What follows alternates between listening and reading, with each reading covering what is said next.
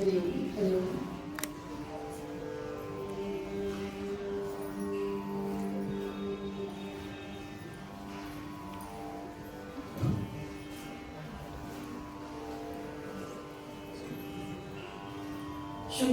शुक्लांबरधरं विष्णुं शशिवर्णं चतुर्भुजं प्रसन्नवदनं ध्यायेत्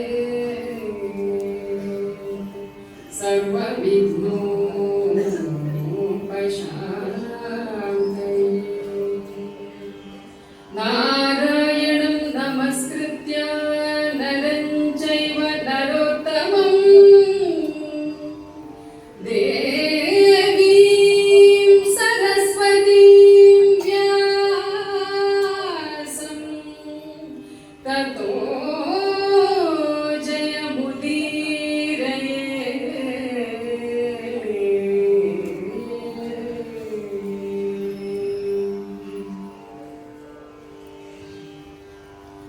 वारिजासने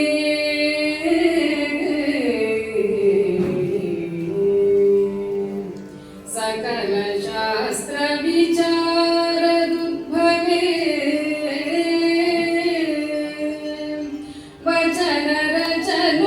वचनरचनोद्धारे श्रुति पौराणदागमसिद्धिदायकिये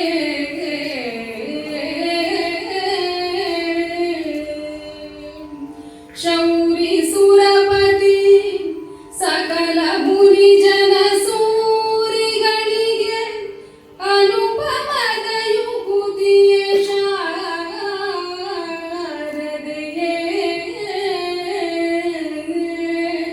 ಶಾರದೆಯೇ ನರ್ತಿಸುಗೆ ನಲಿದೊಲಿದು ಎನ್ನ ಜಿಹ್ವೆಯಲಿ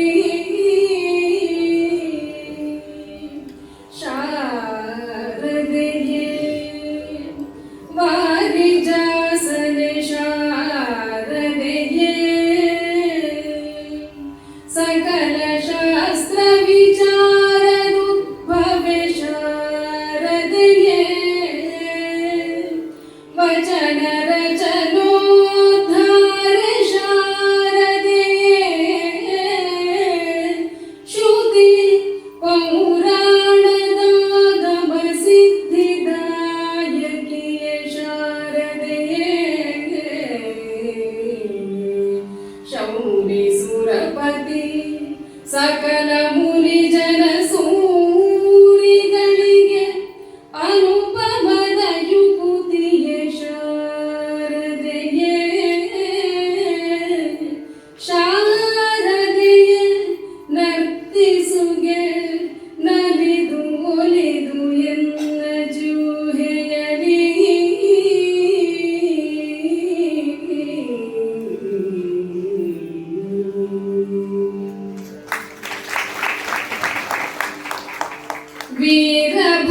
ವೀರಭಾಗೀರಥಿಯ ತನಯನೊಳು ಆರಿಪುಂಬ್ರಜ ವಿಜಯ ಫಲುಗುಣ ಹೋರಿದನು ಸರಿ ಸಮರದಲ್ಲಿ ತ್ರೈ ಜಗವು ಕೊಂಡಾಡೆ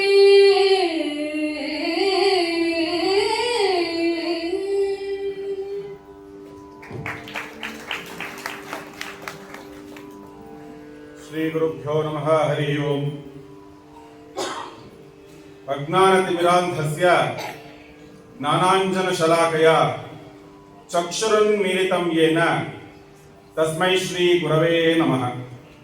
ಓಂ ನಮೋ ನಾರಾಯಣಾಯ ಪರಿಪೂರ್ಣಗುಣಾರ್ಣವಾಯ ವಿಶ್ವೋದಯಸ್ಥಿತಿಲಯೋನ್ನಿಯತಿಪ್ರದಾಯ ಜ್ಞಾನಪ್ರದಾಯ ವಿಬುಧಾಸುರಸೌಖ್ಯದುಃಖ ಸತ್ಕಾರಣಾಯ ವಿತತಾಯ ನಮೋ ನಮಸ್ತೆ. ನಾರಾಯಣಂ ನಮಸ್ಕೃತ್ಯ ನರಂ ಚೈವ ನರೋತ್ತಮಂ ದೇವೀಂ ಸರಸ್ವತೀಂ ವ್ಯಾಸಂ ತತೋ ಜಯಮುದೀರಯೇ. ಬುದ್ಧಿರ್ಬಲಂ ಯಶೋಧೈರ್ಯಂ ನಿರ್ಭಯತ್ವಂ ಮರೋಗತಾಂ ಅಜಾಡ್ಯಂ ವಾಕ್ಪಟುತ್ವಂ ಚ ಹನುಮಾತ್ ಸ್ಮರಣಾ ಭವೇತ್. ಶಂಕರಂ ಶಂಕರಾಚಾರ್ಯಂ ಶೇಷಂ ರಾಮಾನುಜಂ ಮುನಿಂ ವಾಯುಂಚ ಮಧ್ವಾಚಾರ್ಯಂ ಆಚಾರ್ಯಾತ್ರಯಮಾಶ್ರಯ. ಆದರಣೀಯ ಬಂಧು ಭಗಿನಿಯರೇ ಮತ್ತು ಶ್ರದ್ಧೆಯ ತಾಯಿ ತಂಗಿಯರೇ, ಕರುನಾಡ ರೂಪಕಾಲಂಕಾರ ಚಕ್ರವರ್ತಿ ಕುಮಾರವ್ಯಾಸನ ಭೀಷ್ಮ ಪರ್ವದ ಈ ದಿನದ ಕಾರ್ಯಕ್ರಮಕ್ಕೆ ನಮ್ಮಿಬ್ಬರ ಪರವಾಗಿ ನಮಗೆಲ್ಲರಿಗೂ ಸ್ವಾಗತವನ್ನು ಬಯಸ್ತಾ ಇದ್ದೇವೆ. ನಿನ್ನಿನವರೆಗೂ ಘಟನೆಗಳನ್ನು ನೀವು ನೋಡಿದ್ದೀರಿ, ಕಥಾ ಹಿನ್ನೆಲೆಗೆ ಹೋಗೋದಿಲ್ಲ.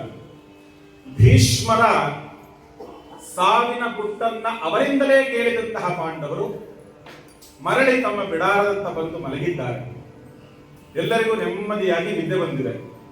ಕಾರಣ 9 ದಿನಗಳ ಯುದ್ಧದಲ್ಲಿ, ಘನಘೋರವಾದಂತಹ ಯುದ್ಧದಲ್ಲಿ ಅನೇಕ ಸಾವು ನೋವುಗಳು ಸಂಭವಿಸಿದೆ. ಎರಡೂ ಸೈನ್ಯದಲ್ಲಿ ಲಕ್ಷಾಂತರ ಮಂದಿ ಸೈನಿಕರು, ರಾಜರು ಹತರಾಗಿದ್ದಾರೆ. ಕುದುರೆಗಳು, ಆನೆಗಳು ಹತವಾಗಿವೆ. ಭೀಷ್ಮ ಪ್ರತಿಜ್ಞೆ ಎಷ್ಟು ಭೀಷಣವೋ ಯುದ್ಧವೂ ಅಷ್ಟೇ ಭೀಷಣ. ಅವರನ್ನು ಎದುರಿಸಲಿಕ್ಕೆ ಯಾರ ಕೈಲೂ ಸಾಧ್ಯವಿಲ್ಲ. ಅಂತಹ ಭೀಷ್ಮಾತಿ ಭೀಷ್ಮನನ್ನ ಗೆಲ್ಲೋದು ಹೇಗೆ ಅಂತ ಹೇಳಿ ಅವರ ಬಳಿಯೇ ಹೋಗಿ ಶ್ರೀಕೃಷ್ಣನ ಒಂದು ಆಣತಿಯನ್ನು ಕೇಳಿದ್ದಾಯಿತು. ನಂತರದಲ್ಲಿ ಮಾರನೆಯ ದಿನದ 10ನೇ ದಿನದ ಯುದ್ಧ ಪ್ರಾರಂಭವಾಯಿತು. ಎರಡೂ ಕಡೆಯ ಸೈನಿಕರು ಅತ್ಯಂತ ಹರ್ಷದಿಂದ ಈ ದಿನ ಜಯ ನಮ್ಮದೇ ಅಂತ ಹೇಳಿ ಕೌರವರು, ಈ ದಿನ ಜಯ ನಮ್ಮದೇ ಅಂತ ಹೇಳಿ ಪಾಂಡವರು ಇಬ್ಬರೂ ಅತ್ಯಂತ ಹುಮ್ಮಸ್ಸಿನಿಂದ, ಆ ಶೌರ್ಯದಿಂದ ಯುದ್ಧರಂಗಕ್ಕೆ ಇಳಿದಿದ್ದಾರೆ.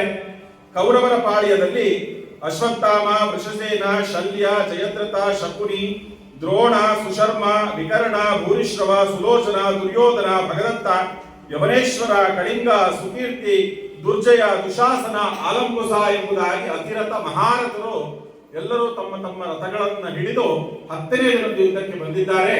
ಪಾಂಡವರ ಕಡೆ ಧರ್ಮರಾಯ, ಭೀಮ, ಅರ್ಜುನ, ನಕುಲ, ಸಹದೇವ, ದ್ರುಪದ, ದುಷ್ಯದ್ಯುಮ್ನ, ಅಭಿಮನ್ಯು, ಘಟೋತ್ಕಚ, ಸೋಮಕ, ಪ್ರತಿವಿಂಧ್ಯಕ, ಶತೀನಿಕಿ, ಯುಯುತ್ಸು, ಸಂಜಯ ಮುಂತಾದ ಅತಿರಥ ಮಹಾರಥರೆಲ್ಲರೂ ಬಂದಿದ್ದಾರೆ.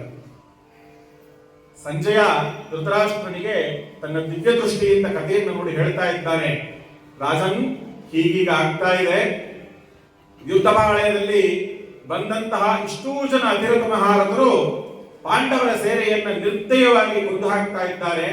ಅದೋ ನೋಡಿ ಅರ್ಜುನ ಬಂದ, ಎಲ್ಲರನ್ನ ಹಿಮ್ಮೆಟ್ಟಿಸ್ತಾ ಇದ್ದಾನೆ, ಪ್ರತಿಯೊಬ್ಬರಿಗೂ ಮಣ್ಣು ಮುಕ್ಕಿಸ್ತಾ ಇದ್ದಾನೆ ಎಂದಾಗ ಧೃತರಾಷ್ಟ್ರ ಕಂಗಾಲಾಗ್ತಾ ಇದ್ದಾನೆ ಅಂತ, ಅಯ್ಯೋ ಹೀಗೆ ಮಾಡ್ಬಿಟ್ನೆ ಅಂತ. ನಂತರದಲ್ಲಿ ಮುಂದುವರೆದ ಸಂಜಯ ಹೇಳ್ತಾ ಇದ್ದಾನೆ, ನೋಡಿ ನೋಡಿ ಸ್ವಾಮಿ, ಎಲ್ಲ ಅತಿರಥ ಮಹಾರಥರು ಅರ್ಜುನನಿಂದ ಒಂದು ತೀವ್ರವಾದ ಘಾತಿಗೊಳಗಾಗಿ ಮುಖಕ್ಕೆ ಮುಸುಕುಗಳನ್ನು ಹಾಕಿಕೊಂಡು ತಮ್ಮ ಒಂದು ಬೆಳ್ಗೊಡೆಗಳನ್ನೆಲ್ಲ ಮುಚ್ಚಿಟ್ಟುಕೊಂಡು ಮರಳಿ ತಮ್ಮ ಬಿಡಾರದತ್ತ ಹೋಗ್ತಾ ಇದ್ದಾರೆ ಅಂತ ಹೇಳ್ತಾ ಇದ್ದಾನೆ. ಇದನ್ನ ಅಲ್ಲಿದ್ದಂತಹ ದುರ್ಯೋಧನನು ನೋಡಿದವನೇ ಭೀಷ್ಮರಿಗೆ ಹೇಳ್ತಾ ಇದ್ದಾನೆ, ಜಿಯ ಕೇಳಿ ಇದನ್ನ. ಜಿಯ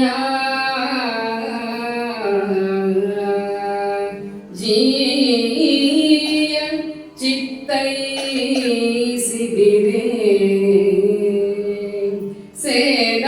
ಸೇನಾನಾಯಕರ ಮೋರೆಗಳ ಮುಸುಕುಗಳಾಯದವನು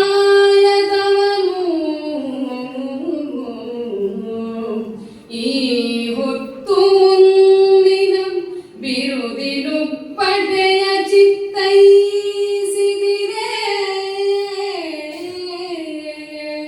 ಕಾಯಿದಿರೆ ಧರ್ಮವನು ಜಠರ ಪರಾಯಣರ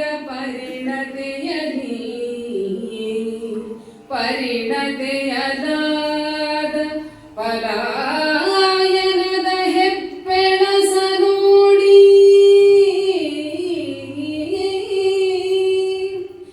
ಎನೆ ಭೀಷ್ಮ ನಿಂತೆಂದ.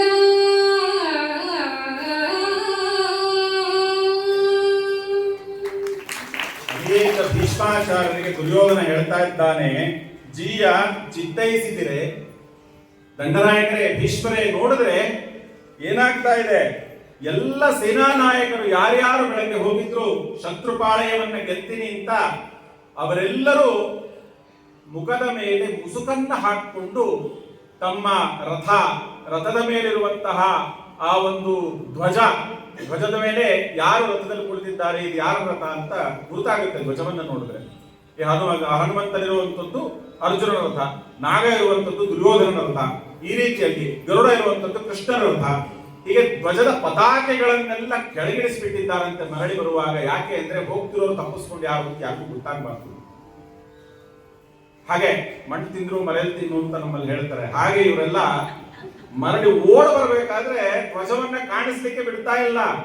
ನೋಡಿದ್ರೆ ನೋಡೋನು ಓಡೋಗ್ತಾ ಇದ್ದಾನೆ ದುಶಾಸನ, ನೋಡೋನು ಕರ್ಣ ಓಡೋಗ್ತಾ ಇದ್ದಾನೆ, ಕರ್ಣ ಇಲ್ಲ ಇಲ್ಲಿ, ಜಯದ್ರಥ ಓಡಿ ಹೋಗ್ತಾ ಇದ್ದಾನೆ ಅಂತೆಲ್ಲ ಹೇಳ್ತಾರೆ ಅಂದ್ಬಿಟ್ಟು ಆ ಪತಾಕೆಗಳನ್ನೆಲ್ಲ ಕೆಳಗಿಳಿಸಿದ್ದಾರಂತೆ.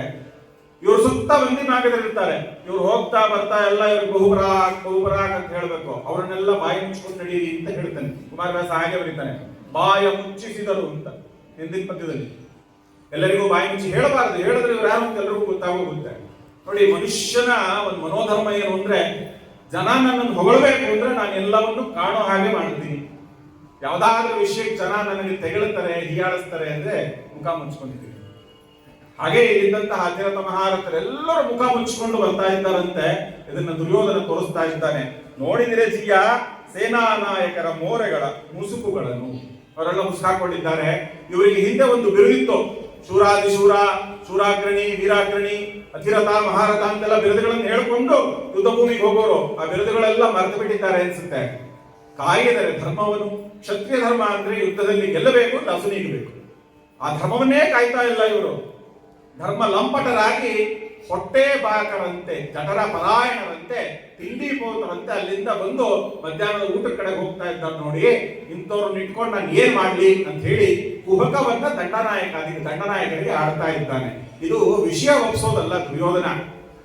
ಭೀಷ್ಮರ ಹೋಗಿ ನೋಡಿ ನಿಮ್ಮ ಸೇನೆ, ನೀವು ದಂಡನಾಯಕರು ಹೀಗಾಗ್ತಾ ಇದೆ ಸೇನೆ ಅಂತ ಕುಹಕ ಆಡ್ತಾ ಇದ್ದಾನೆ. ಆ ಮಾತಿಗೆ ಭೀಷ್ಮಾಚಾರ್ಯ ಈ ರೀತಿ ಹೇಳ್ತಾರೆ, ಅರಸ ಹೊಲ್ಲೆಹವೇನು ಪಾರ್ಥನ ಸರಿಸದಲ್ಲಿ ನಿಲುವೆದೆಯಬಲು ಬಲು ಹುಳ್ಳರನು ದೇವಾಸುರರೊಳರಿಯನು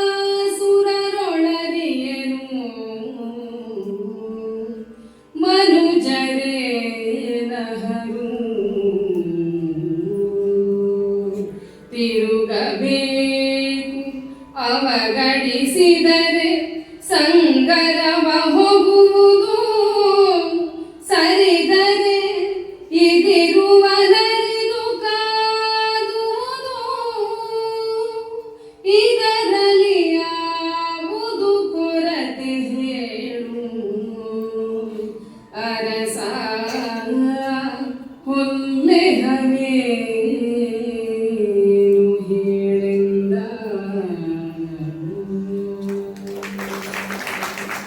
ನೋಡಿ ದಂಡನಾಯಕರೇ, ಸೇನೆಯ ಪರಿಸ್ಥಿತಿ ಅಂತ ದುರ್ಯೋಧನ ಹೇಳಿದಾಗ ಭೀಷ್ಮಾಚಾರ್ಯ ಹೇಳ್ತಾ ಇದ್ದಾರೆ, ಅರಸ ಹೊಲ್ಲೆಹವೇನು, ತಪ್ಪೇನಪ್ಪ ರಾಜ, ಯುದ್ಧ ಮಾಡೋಕ್ಕೆ ಕ್ಷಾತ್ರ ತೇಜ ಇಲ್ಲ ಅಂದಾಗ, ಎದುರಿಗಿನ ಸೈನ್ಯ ಶತ್ರು ನಿನಗಿಂತ ಪ್ರಬಲನಾಗಿದ್ದಾನೆ ಅಂದಾಗ ಉತ್ಥಾನ ರೀತಿಯಲ್ಲಿ ಅಲ್ಲಿದ್ದು ಪ್ರಾಣ ಕೊಡ್ಲಿಕ್ಕಾಗಿದೆಯೇ?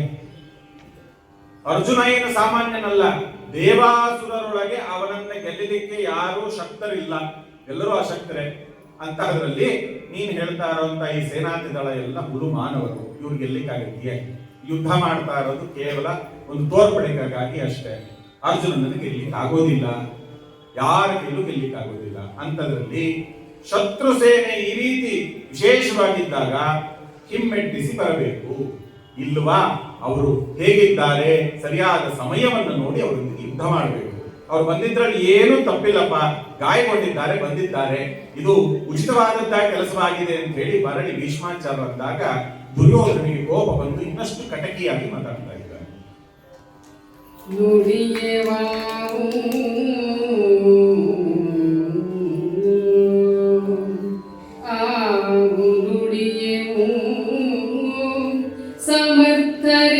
ಸಮರ್ಥರೆಂದುಗೆ ಕಡು ನಿಧಾನವು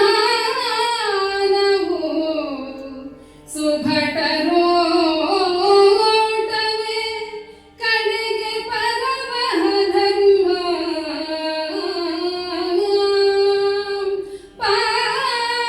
ಪಾರ್ಥನು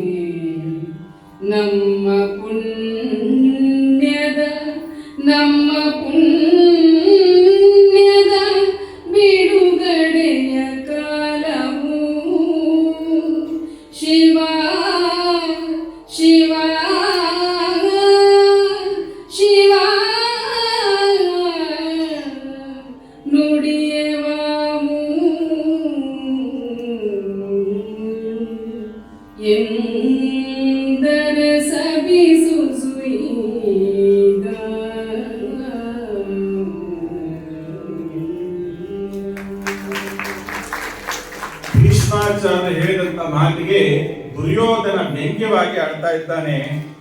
ನುಡಿಯ ಬಾವು ಸಮರ್ಥರೆಂದುದೇ ಕಡು ವಿಧಾನ.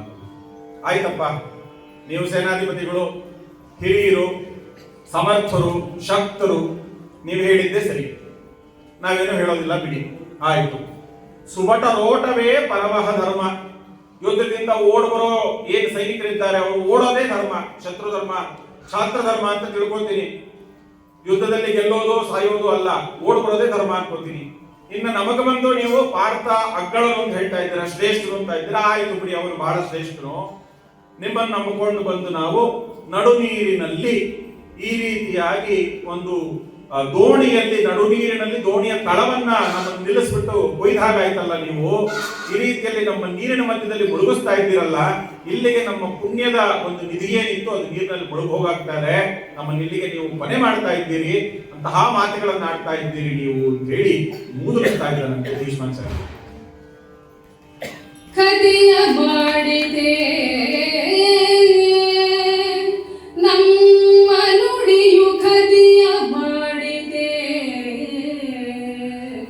ಅನುಚಿತ ಪರಾಯಣರೆಂದು ನಿನ್ನಯ ಮತಿಗೆ ತೋರಿದೆ ಮಾಡಲರು ನೋಡಾದಡೆ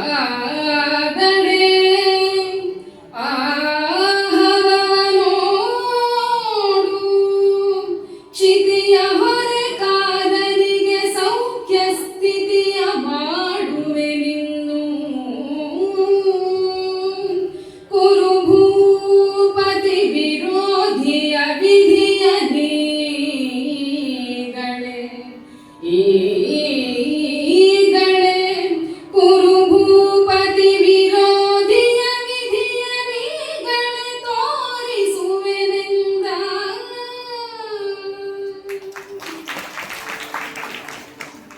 ಶಿವ, ಈ ರೀತಿಯಾಗಿ ನೀವು ಮಾತಾಡ್ತಾ ಇರೋದು ಸರಿಯಲ್ಲ ಅಂತ ಹೇಳಿ ದುರ್ಯೋಧನ ನಿಟ್ಟುಸಿರು ಬಿಟ್ಟಾಗ ಭೀಷ್ಮರಿಗೆ ಬಹಳ ಬೇಸರವಾಯಿತು.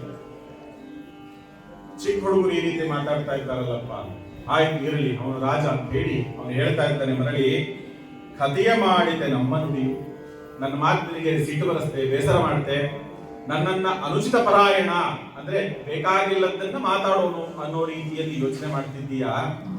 ಬೇಡ ಬೇಡ, ಆಯ್ತು, ನಿನ್ನ ಬುದ್ಧಿಗೆ ಈ ರೀತಿ ಮಾಡಿದ್ರೆ, ಈ ರೀತಿ ತೋರಿದ್ರೆ ಆಯ್ತಪ್ಪ, ಹೇಳ್ತೀನಿ ನಿನ್ ಮೇಲೆ ನಾನು. ನೋಡು ಆದರೆ ಆಹವವ, ಇನ್ನಿನ ಮುಂದಕ್ಕೆ ನೀನು ಯುದ್ಧವನ್ನು ನೋಡು. ಈ ದಿನದ ಯುದ್ಧದಲ್ಲಿ ನಿರ್ಣಾಯಕ ಘಟ್ಟಕ್ಕೆ ನಾನು ಕರ್ಕೊಂಡು ಬರ್ತೇನೆ.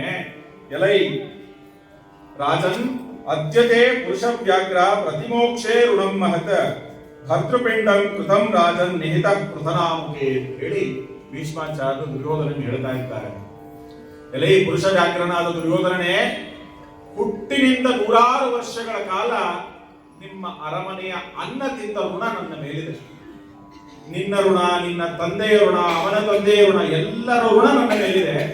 ಆ ಋಣವನ್ನಿಂದು ನಾನು ಇಡೀ ಸೈನ್ಯದ ಮುಂದೆ ನಾನು ಸಾಯುವುದರ ಮೂಲಕ ತೀರಿಸ್ತಾ ಇದ್ದೇನೆ. ಇಂದು ಋಣಮುಕ್ತನಾಗ್ತಾ ಇದ್ದೇನೆ. ಆದರೆ ಆ ಋಣಮುಕ್ತನಾಗುವುದಕ್ಕೆ ಮುಂಚೆ ನನ್ನ ಈ ದಿನದ ಯುದ್ಧವನ್ನ ನೀನು ನೋಡು. ಕ್ಷಿತಿಯ ಹೊರೆಗಾರರಿಗೆ ಸೌಖ್ಯವನ್ನು ಮಾಡುವೆನು. ಬಹಳ ಕೋಟ್ಯಾಂತರ ಜನ ಇದ್ದಾರೆ ಭೂಮಿ ಮೇಲೆ, ಭೂಮಿಯನ್ನು ಹೊರಲಿಕ್ಕಾಗ್ತಾ ಇಲ್ಲ. ಅಂತಹ ಭೂಮಿಯನ್ನ ಹೊತ್ತವರಿಗೆ ಇವತ್ತು ಎಲ್ಲರನ್ನ ಮುಗಿಸಿ ಕೊಂದು ಅವರಿಗೆ ಭಾರವನ್ನ ಹಗುರ ಮಾಡುತ್ತೇನೆ. ನೋಡಿ ದಿನದ ಯುದ್ಧ ಅಂತ ಹೇಳಿ ಅವನು ತೋರಿಸಿ ಮುಂದುವರೆದು ಅಲ್ಲಿದ್ದಂತಹ ಎಲ್ಲ ಅಧಿರಥ ಮಹಾರಥನನ್ನ ಮರಳಿ ಕರೀತಾ ಇದ್ದಾರೆ. ತರಿಸಿದನು 18,000 ಸರಳ ಹೊದೆಗಳ ಬಂಡಿಗಳ ತರಿಸಿದನು. 12,000 ಧನುವನು ಉರುತರದ ಗಿಳ ಕೈದುಗಳ ತರಿಸಿದನು. ಕರೆಸಿದನು ಸೈಂಧವನ ಶಲ್ಯನ ಗುರುಸುತನ ಕೃತವರ್ಮ ಭಗದತ್ತರ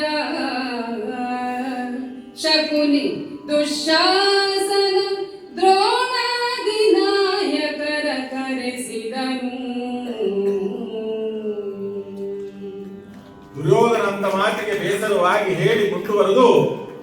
ಮಹಾದಂಡನಾಯಕ ಅಲ್ಲಿದ್ದಂಥವರಿಗೆ ಹೇಳಿ ತರಿಸಿದ್ದಾನಂತೆ 18,000 ಸರಳ ಹೊದೆಗಳ ಬಂಡಿಗಳ. 18,000 ಸರಳಲ್ಲ, 18,000 ಬಂಡಿಗಳು. ಆ 18,000 ಗಾಡಿಗಳಲ್ಲಿ ಬಾಣಗಳನ್ನ ತುಂಬಿ ಇಟ್ಟಿದ್ರಂತೆ. ಅಷ್ಟು ಗಾಡಿಗಳನ್ನ ತರಿಸಿದ್ದಾನೆ. 18,000 ಸರಳ ಹೊದೆಗಳ ಬಂಡಿಗಳ, 12,000 ಧನುವನ್ನು, 12,000 ಬಾಣಗಳನ್ನ, ಬಿಲ್ಲುಗಳನ್ನ ತರಿಸಿದ್ದಾನಂತೆ. ಅದರ ಜೊತೆನಲ್ಲಿ ಇನ್ನೊಂದಷ್ಟು ಆಯುಧಗಳನ್ನೆಲ್ಲ, ಕತ್ತಿ, ಗುರಾಣಿ, ಕೈಕಡ ಅಂತೇನೋ ಆಯುಧಗಳೆಲ್ಲ ಬರುತ್ತವೆ. ಎಲ್ಲ ರೀತಿಯ ಆಯುಧಗಳನ್ನು ಯಥೇಚ್ಛವಾಗಿ ತರಿಸಿದ್ದಾನೆ. ಜೊತೆಯಲ್ಲಿ ಸೈಂಧವ, ಶಲ್ಯ, ಗುರುಸುತ, ಅಶ್ವತ್ಥಾಮ, ಗುರುದ್ರೋಣ, ಕೃತವರ್ಮ, ಭಗದತ್ತ, ಶಕುನಿ, ದುಶ್ಯಾಸನ ಇವರೆಲ್ಲರನ್ನ ಹತ್ತಿರಕ್ಕೆ ಕರೆದು, ಯಾರ್ಯಾರೀಗ ಮುಖ ಮುಚ್ಚಿಕೊಂಡು ಬಂದಿದ್ರು ಅವರೆಲ್ಲರನ್ನ ಮರಳಿ ಕರೆದು ಅವರೆಲ್ಲರಿಗೂ ದುರ್ಯೋಧನನಿಗೆ ಆದಂತಹ ಮಾತನ್ನ ಹೇಳ್ತಾ ಇದ್ದಾನೆ. ನೋಡಿ, ನಮ್ಮ ರಾಜ ಸಿಟ್ಟುಕೊಂಡಿದ್ದಾನೆ. ನಾವು ಮರಳಿ ಯುದ್ಧರಂಗಕ್ಕೆ ಹೋಗಬೇಕು. ಈಗ ಬೇರೆ ಉಪಾಯವನ್ನು ಮಾಡಬೇಕು. ಬೇರೆ ಉಪಾಯ ಏನು ಕೇಳಿ. ಒತ್ತುಗೊಡುವರೆ ಹಗೆಗೆ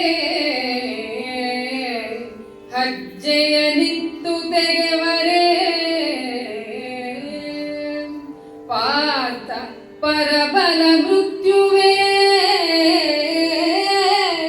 ಸಾಕಿನ್ನು ಹೋಗಲಿ ಎಂದು ಫಲವೇನು ಮತ್ತೆ ಕೆಣಕುವುದರ್ಜುನನ ನಮ್ಮತ್ತ ಬಿಡದಿರೆ ವೈರಿ ಸೇನೆಯ ಕಿತ್ತು ಬಿಸುಡುವೆ ಯಮಪುರಕ್ಕೆ ಮೋಹರಿಸಿ ನೀವೆಂದ.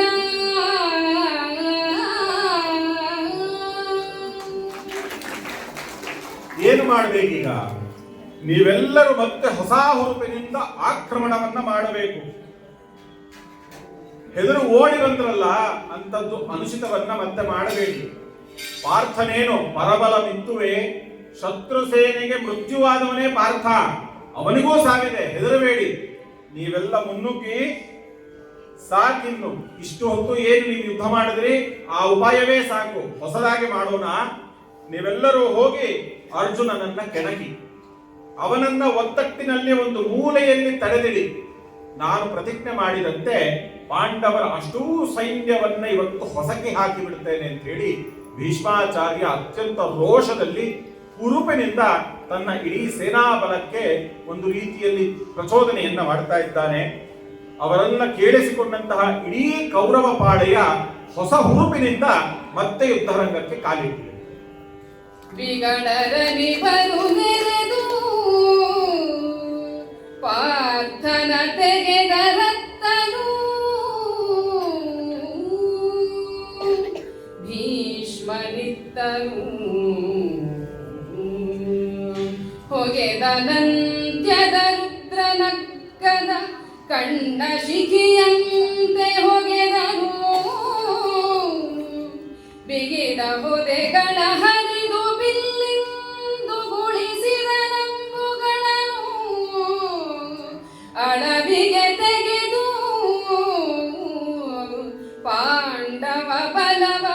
ಪಾಂಡವ ಬಲವ ಬೆಂಬತ್ತಿದನು ಖಾದಿಯಲಿ.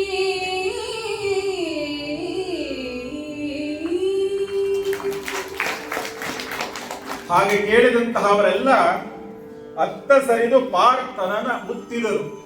ಕುಮಾರವ್ಯಾಸ ಬರೀತಾನೆ, ಎಲ್ಲರೂ ಹೋಗಿ ಪಾರ್ಥನನ್ನ ಮುತ್ತಿದ್ದಾರಂತೆ.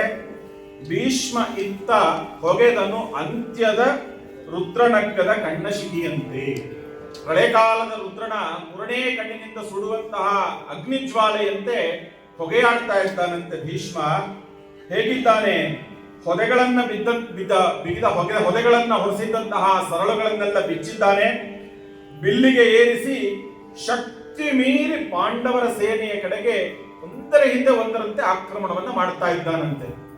ಎದುರಿಗಿದ್ದ ಸೇನೆ ಒಂದು ಕ್ಷಣದಲ್ಲಿ ಏನಾಗ್ತಾ ಇದೆ ಅಂತ ಯೋಚನೆ ಮಾಡಕ್ಕೆ ಪುರುಸೊತ್ತು ಕೊಡದ ಹಾಗೆ ಭೀಷ್ಮ ಬಾಣಗಳ ಪ್ರಯೋಗವನ್ನ ಮಾಡ್ತಾ ಇದ್ದಾನೆ. ತಡಿತ ಸೇನಾಜಲದಿ ಲಗ್ಗೆಯ ಹೊಳಹಿನಲ್ಲಿ ಮೊನೆದೋರಿತು ಭೀಷ್ಮನು ಹಳಚಿದನು ಹರಹಿನಲ್ಲಿ ಕವಿದರು. ಅವನು ಹೊಡಿತಾ ಇರೋದು ಆಕಾಶ ಯಾವುದು ಭೂಮಿ ಯಾವುದು ಅಂತ ಕಾಣ್ತಾ ಇಲ್ಲ, ಕಾಣ್ತಿರೋದು ಒಂದೇ, ಭೀಷ್ಮನ ಬಾಣಗಳು.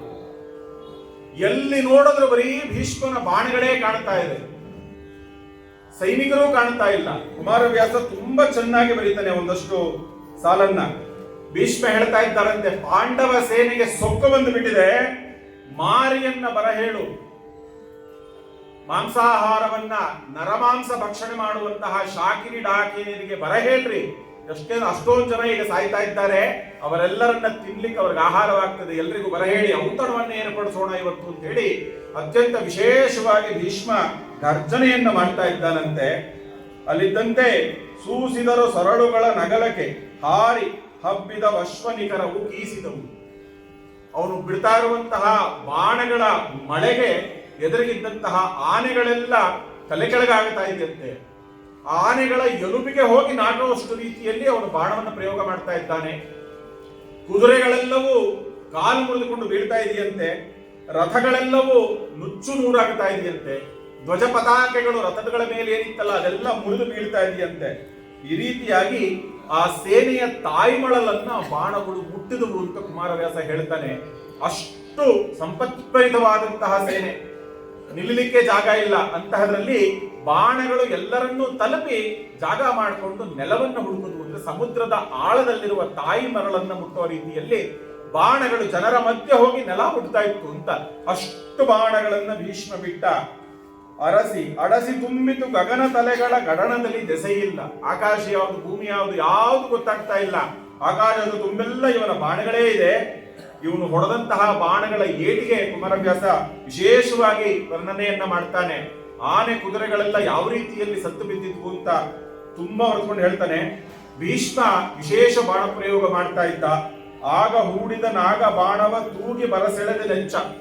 ಬಾಣ ತಗೋತಾ ಇದ್ದಾನೆ, ಬಿಲ್ಲಿಗೇರಿಸ್ತಾ ಇದ್ದಾನೆ, ಬಾಣ ಬಿಡ್ತಾ ಇದ್ದಾನೆ. ಆದ್ರೆ ಎದುರಿಗಿದ್ದವರಿಗೆ ಅವನು ಬಾಣ ಯಾವಾಗ ತಗೊಂಡ, ಬಿಲ್ಲಿಗೆ ಯಾವಾಗ ಏರಿಸ್ದ, ಬಾಣ ಯಾವಾಗ ಬಿಟ್ಟ ಕಾಣಿಸ್ತಾನೆ ಇಲ್ಲ.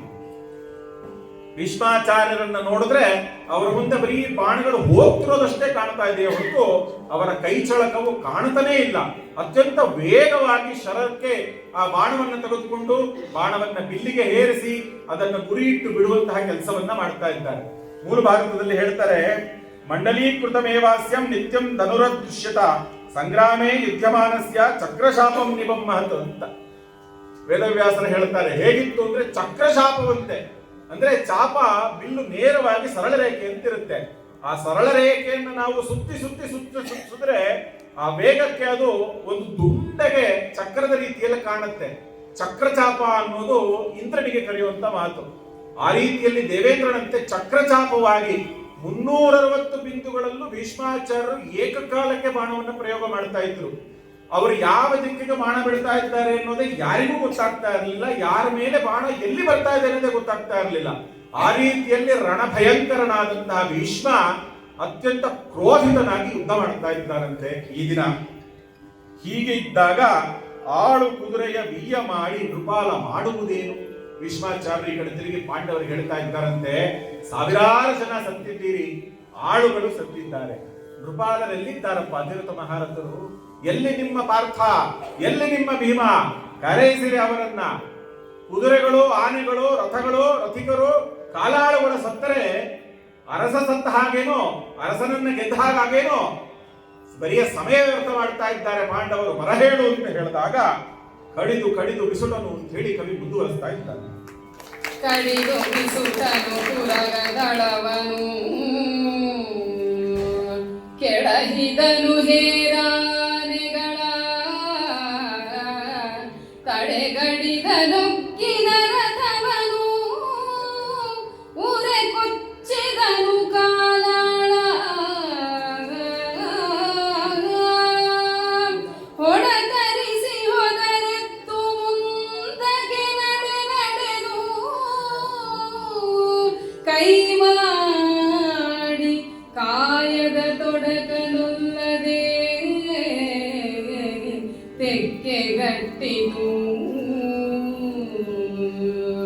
ತೆಕ್ಕೆಗಟ್ಟಿತು ಭಟರು ನಾಗದಲ್ಲಿ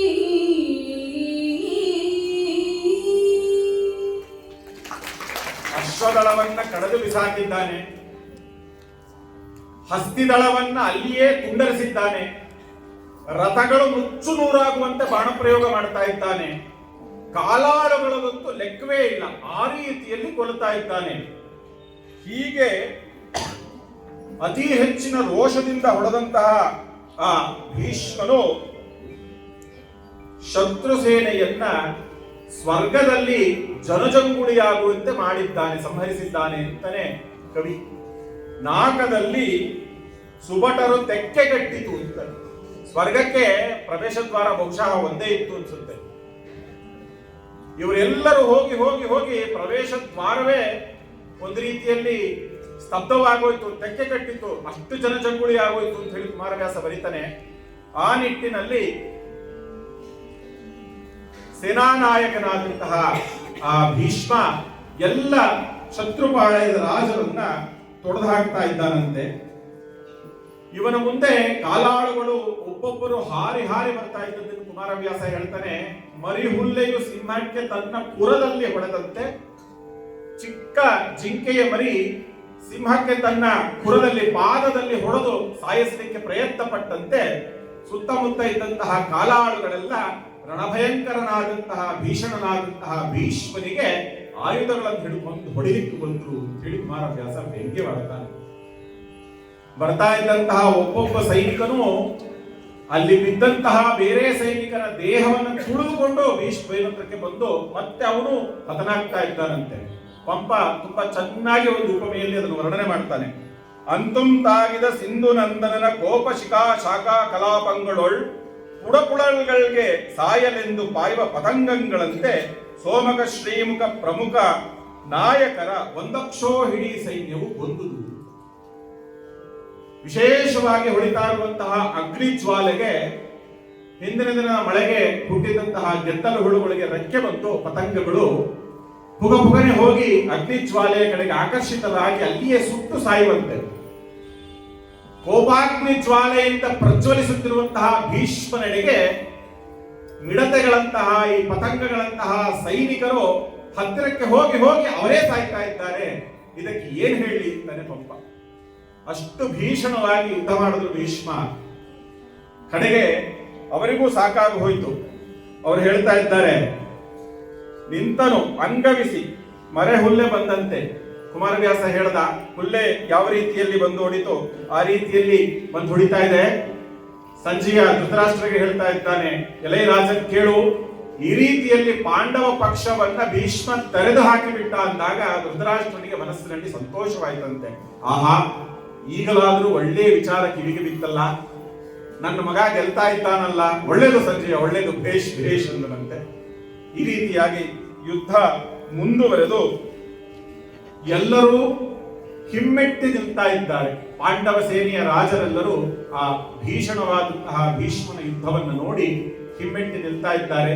ಯಾರಿಗೂ ಮುಂದೆ ಬಂದು ಯುದ್ಧ ಮಾಡಲಿಕ್ಕೆ ಆ ಧೈರ್ಯವೇ ಇಲ್ಲ, ಕುಗ್ಗೋಯ್ತು. ರಥದಲ್ಲಿ ಕುಳಿತು ಯುದ್ಧ ಮಾಡ್ತಿದ್ದಂತಹ ಅತಿರಥ ಮಹಾರಥರೆಲ್ಲರೂ ರಥದಿಂದ ಇಳಿದು ಪಕ್ಕಕ್ಕೆ ಹೋಗಿ ತಲೆ ತಗ್ಗಿಸಿಕೊಂಡು ಯುದ್ಧ ಮಾಡಲಿಕ್ಕೆ ಪ್ರಾರಂಭ ಮಾಡಿದ್ರಂತೆ. ಭೀಷ್ಮನ ಎದುರಿಗಿದ್ದಂತಹ ಭೀಮ, ನಕುಲ, ಸಹದೇವರೆಲ್ಲ ಒಂದೊಂದು ರೀತಿಯಲ್ಲಿ ವರ್ತನೆ ಮಾಡ್ತಾ ಇದ್ದಾರಂತೆ. ಕವಿ ಹೇಳ್ತಾರೆ,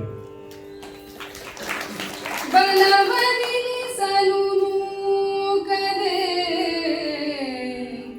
ಅನಿಲ ಜನಡುಕಿದನು ಸಹದೇವ ಹಿಂದಣಿಗೊಲೆದ ದೃಷ್ಟದ್ಯುಮ್ನ ನಕುಲರು ನೆನೆದರನು ಚಿತವ ಕಲಿ ಘಟೋತ್ಕಜನು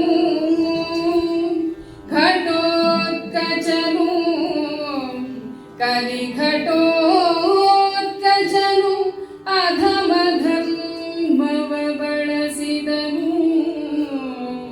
ಪಾಂಚಾಲ ಮತ್ಸ್ಯರು ಹಲರು ನಡೆದುದೆ ಮಾರ್ಗವೆಂದೇ ಮುರುಗಿದನು ಮುಖವ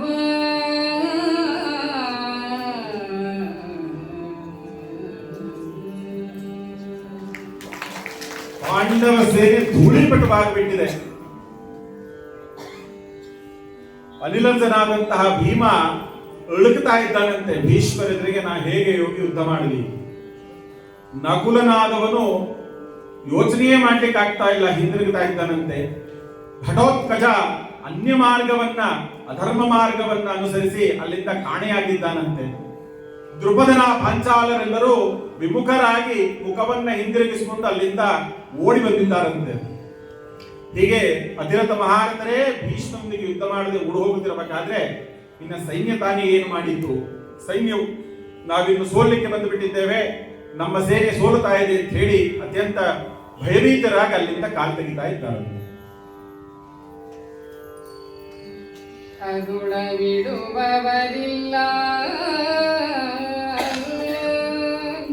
ಸೇನೆಯ ಮೊದಲಿಗರು ಮುನ್ನೋಟವಿಕ್ಕಿತು ಕದನದಲ್ಲಿ. ಕದನದಲ್ಲಿ ಕೈ ಸೂರೆಗೊಟ್ಟರು ಜಯವ ತಮ ತಮಗೆ.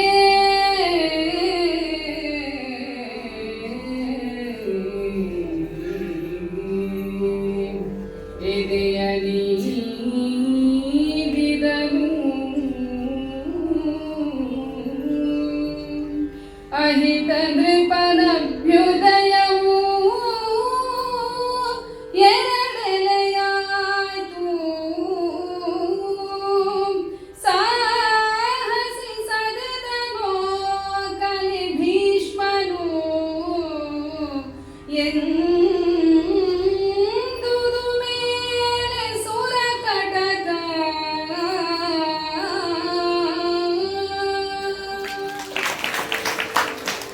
ಪಾಂಡವ ಸೇನೆಯನ್ನ ನಿಯಂತ್ರಣ ಮಾಡೋರು ಸಂತೈಸುವವರೇ ಇಲ್ಲ. ಇದ್ದಂತಹ ಮುಂಚೂಣಿ ನಾಯಕರೆಲ್ಲರೂ ಸೇನೆಗಿಂತ ಮೊದಲೇ ಓಡಿ ಹೋಗಿಬಿಟ್ಟಿದ್ದಾರೆ. ಭೀಷ್ಮರ ಎದುರಿಗೆ ಬರೀ ಸೇನೆ ಮಾತ್ರ ನಿಂತಿದೆ. ಭೀಷ್ಮರು ಯಥಾ ಪ್ರಕಾರವಾಗಿ 360 ಬಿಂದುಗಳಲ್ಲಿ ಬಾಣವನ್ನ ಹೊಡಿತಾ ಇದ್ದಾರೆ. ಲೆಕ್ಕ ಕೊಡ್ತಾನೆ ಸಂಜಯ ಧೃತರಾಷ್ಟ್ರನಿಗೆ ಎಷ್ಟು ಜನನನ್ನ ಕೊಂದರು ಅಂತ. ಭೀಷ್ಮರು ಪ್ರತಿಜ್ಞೆ ಮಾಡಿರ್ತಾರೆ, 10,000 ಮಂದಿ ರಾಜರನ್ನ ಒಂದು ದಿನಕ್ಕೆ ಕೊಲ್ತೇನೆ. 10,000 ಮಂದಿ ರಾಜರನ್ನ ಕೊಂದು ಇನ್ನ 10,000 ಮಂದಿ ರಾಜರನ್ನ ಹಿಂದಿನ ದಿನಗಳ ಬಾಕಿಯನ್ನ ತೀರಿಸಲಿಕ್ಕೆ ಕೊಂದು ಮತ್ತೆ 3,000, ಮತ್ತೆ 2,000, ಮತ್ತೆ 5,000 ರಾಜರನ್ನ ಕೊಂದರು.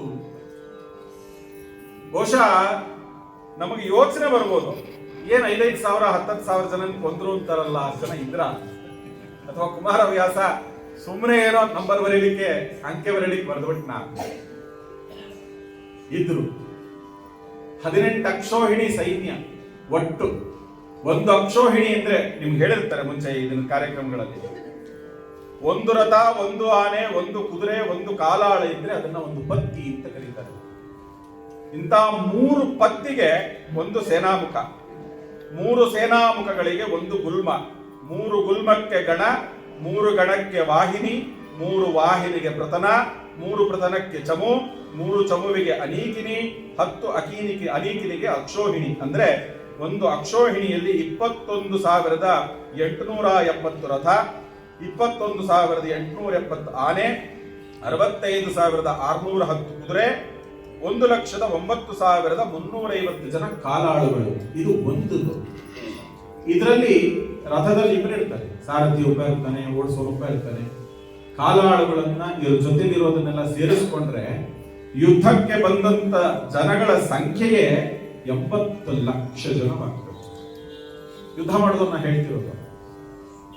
ಬರೀ ಯುದ್ಧ ಮಾಡಕ್ ಆಗೋದಿಲ್ವಲ್ಲ, ಊಟ ಬೇಕು, ಅಡಿಗೆ ಬಿಟ್ಟು ಇನ್ನೊಂದಷ್ಟು ಜನ ಇರ್ತಾರೆ. 80 ಲಕ್ಷ ಜನಕ್ಕೆ ಅಡಿಗೆ ಮಾಡಬೇಕು ಅಂದ್ರೆ 1,000 ಜನ ಮದುವೆಗೆ ಅಡಿಗೆ ಮಾಡಕ್ಕೆ 20 ಜನ ಅಡಿಗೆ ಬಿಟ್ಟರು ಬಂದಿರ್ತಾರೆ. 80 ಲಕ್ಷ ಜನಕ್ಕೆ ಅಡಿಗೆ ಮಾಡ್ಲಿಕ್ಕೆ ಯಾರೋ ಹೋಗಿರ್ತಾರೆ, ಬಟ್ಟೆ ಹರಿದೋಗಿರುತ್ತೆ, ಮಾರ ದಿನಕ್ಕೆ ಬಟ್ಟೆ ಬೇಕು, ಹೊಲಿಯಕ್ಕೆ ನೇಕಾರ ಬಂದಿರ್ತಾನೆ, ಚಪ್ಪಲಿ ಕಿತ್ತೋಗಿರುತ್ತೆ, ಚಮ್ಮಾರ ಬಂದಿರ್ತಾನೆ, ಕೈ ಕತ್ತರಿಸ್ಕೊಂಡು ಹೋಗಿರುತ್ತೆ, ವೈದ್ಯ ಬಂದಿರ್ತಾನೆ. ಇವರಿಗೆ ಸಂಜೆ ಸುಸ್ತಾಗ ಬಂದ ಮೇಲೆ ಮನೋರಂಜನೆ ಕೊಡ್ಲಿಕ್ಕೆ ಒಂದಷ್ಟು ಜನ. 1.5 ಕೋಟಿಗೂ ಮೀರಿದ ಜನ ಕುರುಕ್ಷೇತ್ರದಲ್ಲಿ ಇದ್ರು ಅಂತ ಅಂಕಿಅಂಶ ಕೊಡ್ತಾನೆ ಕುಮಾರವ್ಯಾಸ. ಬಹುಶಃ ನಾವೀಗ ಬೆಂಗಳೂರನ್ನು ನೋಡಿದ್ರೆ 1.5 ಕೋಟಿ ಜನಸಂಖ್ಯೆ ಇದೆ ಇವತ್ತಿನ ಮಟ್ಟಕ್ಕೆ. ಅಂದ್ರೆ ಕುರುಕ್ಷೇತ್ರ ಯುದ್ಧದಲ್ಲಿ ಈಗ ನಾವು ಬೆಂಗಳೂರಲ್ಲಿ ಏನ್ ನೋಡ್ತೀವಿ ಅಷ್ಟು ಜನ ಇದ್ರು. 10,000 ಕೊಲ್ಲೋದು ಭೀಷ್ಮ ಏನ್ ದೊಡ್ಡದಲ್ಲ. ಆ ಲೆಕ್ಕದಲ್ಲಿ ಆ ಒಂದು ದಿನಕ್ಕೆ 30,000 ರಾಜರನ್ನ ಕೊಂದಿದ್ದಾನು. ಕೊಂದಿರೋದು ರಾಜರು 30,000 ರಾಜರು, 30,000 ಕಾಲಾಳುಗಳನ್ನಲ್ಲ. ಕಾಲಾಳುಗಳ ಲೆಕ್ಕವೇ ಇಲ್ಲ. ಭೀಷ್ಮನೇನಾದರೂ ಮನಸ್ಸಿಟ್ಟು ಯುದ್ಧ ಮಾಡಿದ್ರೆ ಮೊದಲನೇ ದಿನಕ್ಕೆ ಯುದ್ಧ ಮುಗಿದೋದು. ಅವತ್ ಮೊನ್ನೆ ಕಾರ್ಯಕ್ರಮದಲ್ಲಿ ಹೇಳೋದು, ಭೀಷ್ಮ ಈ ಯುದ್ಧವನ್ನ ಒಂದು ದಿನಕ್ಕೆ ಮುಗಿಸ್ತಾನೆ, ಅರ್ಜುನ ಅರ್ಧ ನಿಮಿಷಕ್ಕೆ ಮುಗಿಸ್ತಾನೆ. ಭೀಷ್ಮ ಮನಸ್ಸಿಟ್ಟು ಯುದ್ಧ ಮಾಡಿದ್ರೆ ಮೊದಲನೇ ದಿನವೇ ಮುಗಿದೋಗೋದು. ಆದ್ರೆ ಅವ್ರ ಮನಸ್ಸು ಇರ್ಲಿಲ್ಲ. ಯಾಕೆ ಅಂದ್ರೆ ಋಣದಲ್ಲಿದ್ದು ಮಮತೆಯಲ್ಲಿಲ್ಲದೆ ಯುದ್ಧ ಮಾಡ್ತಾ ಇದ್ದಾರೆ. ಮಮತೆ ಎಲ್ಲ ಪಾಂಡವರ ಮೇಲೆ, ಋಣ ಮಾತ್ರ ಕೌರವನ ಮೇಲೆ. ಹೀಗೆ ಮಾಡಿದಂತಹ ಯುದ್ಧದ ಮಧ್ಯದಲ್ಲಿ ಇಷ್ಟು ಸೇನಾ ನಾಯಕರು ಸತ್ತು ಇಡೀ ಸೇನೆ ನಿರ್ನಾಮವಾಗುವ ಹಂತ ಬಂದು ಓಡಬೇಕಾದ್ರೆ ದೂರದಲ್ಲಿದ್ದಂತಹ ಗಾಂಧೀವಿ ಪಾತ್ರ ನೋಡ್ತಾ ಇದ್ದಾನೆ. ಕೃಷ್ಣನಿಗೆ ತೋರಿಸಿ ಹೇಳ್ತಾನೆ, ಎಲೈ ಪುರಾರಿ, ನೋಡಿದಿರಿ ಕೃಷ್ಣ, ನೋಡ್ತಾ ಇದ್ದೀರೇನಪ್ಪ ನಮ್ಮ ಪಾಳೆಯವನ್ನ. ಅರಸರೇ ಇಲ್ಲದೆ ಓಡ್ತಾ ಇರೋದನ್ನ ನೋಡ್ತಿದ್ದೀರಾ. ಭೀಮನ ಕುಲ ಸಹದೇವ ದುಷ್ಟಜುಮ್ನ ಯಾರು ಕಾಣ್ತಾ ಇಲ್ಲ ಕಣ್ಣಿಗೆ. ಎಲ್ಲರೂ ಓಡಿ ಹೋಗಿಬಿಟ್ಟಿದ್ದಾರೆ ಅನ್ಸುತ್ತೆ.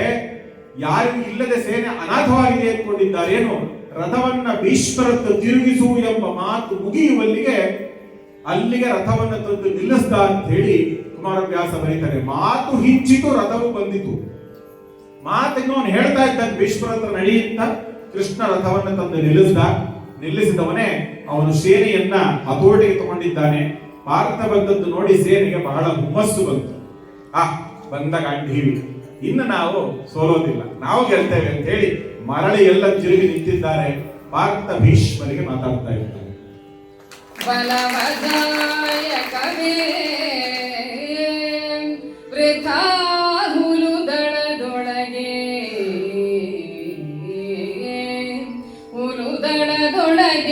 ನಿಮ್ಮಗಳಿಗೆ ಕೈಯಡವ ಮನಗಲಿತನದಳವ ಬಿಲುಗಾರತನದಳವ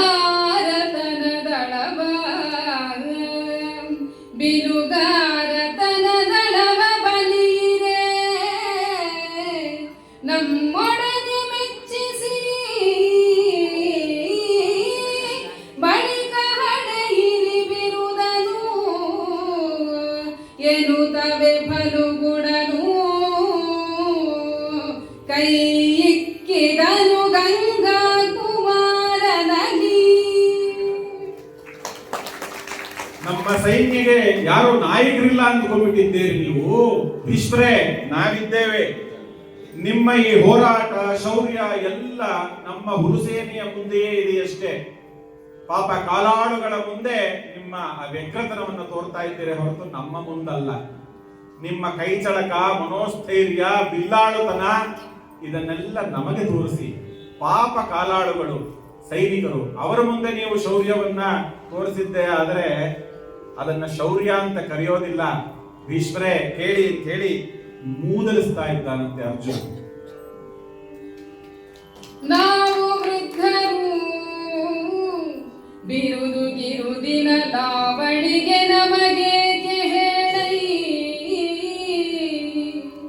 ನೀವಲೈ ಜೌವನದ ಭಂಟರು ರಣದ ಧುರ ಭರಗೆ ನೀವಿರಲು ನಿರ್ಣಾಯಕವೇ ಸೇನಾವಳಿ ನಿರ್ಣಾಯಕವೇ ಮಹಾದೇವ ಮಹಾದೇವ ಮೂದಲೆಗಾವು ಲಕ್ಷವೇ ಹೇಳು ಹೇಳು ಫಲುಗುಣ ಎಂದನ ಭೀಷ್ಮ.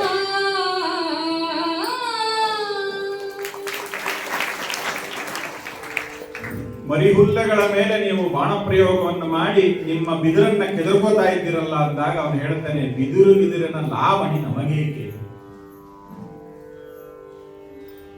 ಬಹುಶಃ ಹಿರಿಯರಿಗೆ ಈ ಮಾತು ಅರ್ಥಪೂರ್ಣವಾಗಿ ಅರ್ಥವಾಗುತ್ತೆ, ಯುವಕರಿಗಲ್ಲ. ಎಲ್ಲವೂ ಮುಗಿದು ರಿಟೈರ್ಡ್ ಆದ್ಮೇಲೆ ಯಾವ ಪೊಸಿಷನ್ ಕೊಟ್ರೆ ಏನ್ ಬಂತು? ರಿಟೈರ್ಮೆಂಟ್ ಆದ್ಮೇಲೆ ಮನೆ ಅಷ್ಟೇ. ಅವರು ಚೀಫ್ ಸೂಪರಿಂಟೆಂಡೆಂಟ್ ಆಗಿದ್ರೇನು, ಚೀಫ್ ಮಿನಿಸ್ಟರ್ ಪರ್ಸನಲ್ ಸೆಕ್ರೆಟರಿ ಆಗಿದ್ರು. ರಿಟೈರ್ಡ್ ಆದ್ಮೇಲೆ ಮಾರನೇ ಎಲ್ಲ ಒಂದೇ. ಬಿರುದುಗಳ ದಾವಳಿ ಏನೂ ಇಲ್ಲ. ಯೌವನದಲ್ಲಿದ್ದಾಗಷ್ಟೇ ನಾನು ಯಾವ ಅಧಿಕಾರದಲ್ಲಿದ್ದೀನಿ, ನನಗೆ ಜನ ಹೇಗೆ ಕರೀತಾರೆ, ಹೇಗೆ ನೋಡ್ತಾರೆ, ನನ್ನನ್ನು ಹೇಗೆ ಮಾತಾಡಿಸ್ತಾರೆ, ಯಾರು ಎಷ್ಟು ಮರ್ಯಾದೆ ಕೊಡ್ತಾರೆ. ವಯಸ್ಸಾದ್ಮೇಲೆ ಕೂತ್ಕೊಳ್ಳಿಕ್ಕೆ ಯಾರಾದ್ರೂ ಚೇರ್ ಬಿಟ್ಕೊಟ್ರೆ ಸಾಕು. ಮರ್ಯಾದೆ ಬೇಡವೇ ಬೇಡ. ಮೆಟ್ರೋದಲ್ಲಿ ನೋಡ್ಬೋದು ನೀವು, ಎದ್ರೆ ವಯಸ್ಸಾದವ್ರು ನಿಂತಿರ್ತಾರೆ, ಚೇರು ಬಿಡಲ್ಲ, ಕಾಲ ಮೇಲೆ ಕಾಳಕೊಂಡು ಕೂತಿರ್ತಾರೆ ಹುಡುಗರು. ಚೇರ್ ಬಿಟ್ಕೊಟ್ರೆ ಸಾಕು, ಮರ್ಯಾದೆ ಬೇಡ. ಭೀಷ್ಮ ಹೇಳ್ತಾನೆ, ಬಿದಿರಿನ ಲಾವಣಿ ನಮಗೆ ತಕ್ಕೆ. ಯಾವ ಬಿದಿರು ಬೇಡಪ್ಪ ನನಗೆ, ವಯಸ್ಸಾಗಿದೆ. ಪರ್ವದ ಪ್ರಕಾರ ಭೀಷ್ಮರಿಗೆ 180 ವರ್ಷ ಯುದ್ಧ ನಡಿಬೇಕಾದ್ರೆ. ಭೈರಪ್ಪನವರು ಬರೀತಾರೆ 56 ವರ್ಷ ಅಂತ ಅರ್ಜುನನ್ಗೆ. 180 ವರ್ಷದ ವಯೋ ಯುವಕ ಭೀಷ್ಮ.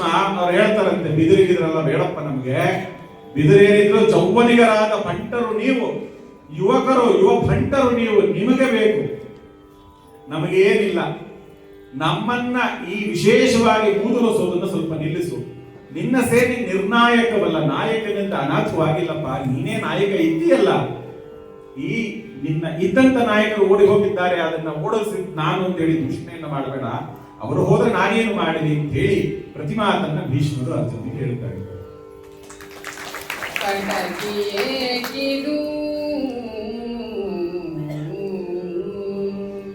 ಕಟಕಿಯೇಕಿದು ಪರಶುರಾಮನ ಪಟುತನಕ್ಕೆ ಭಕ್ತರೆದೆನೆಂಬಿ ನಿಟಿಲನೇತ್ರನ ಭುಜಬಲಕ್ಕೆ ಸಮಜೋಡಿಗಳ ನೀವು ಕುಟಿಲ ಭಣಿತೆಯನರೇನು ಇದರೊಳು ಕುಟಿಲ ಭಣಿತೆಯನರೇನು ಭಟರು ನೀಬಹುದು ಎನ್ನ ಶರ ಸಂಘಟನವನು ಎನ್ನ ಶರ ಸಂಘಟನವನು ಚಿತ್ತೈಸಿ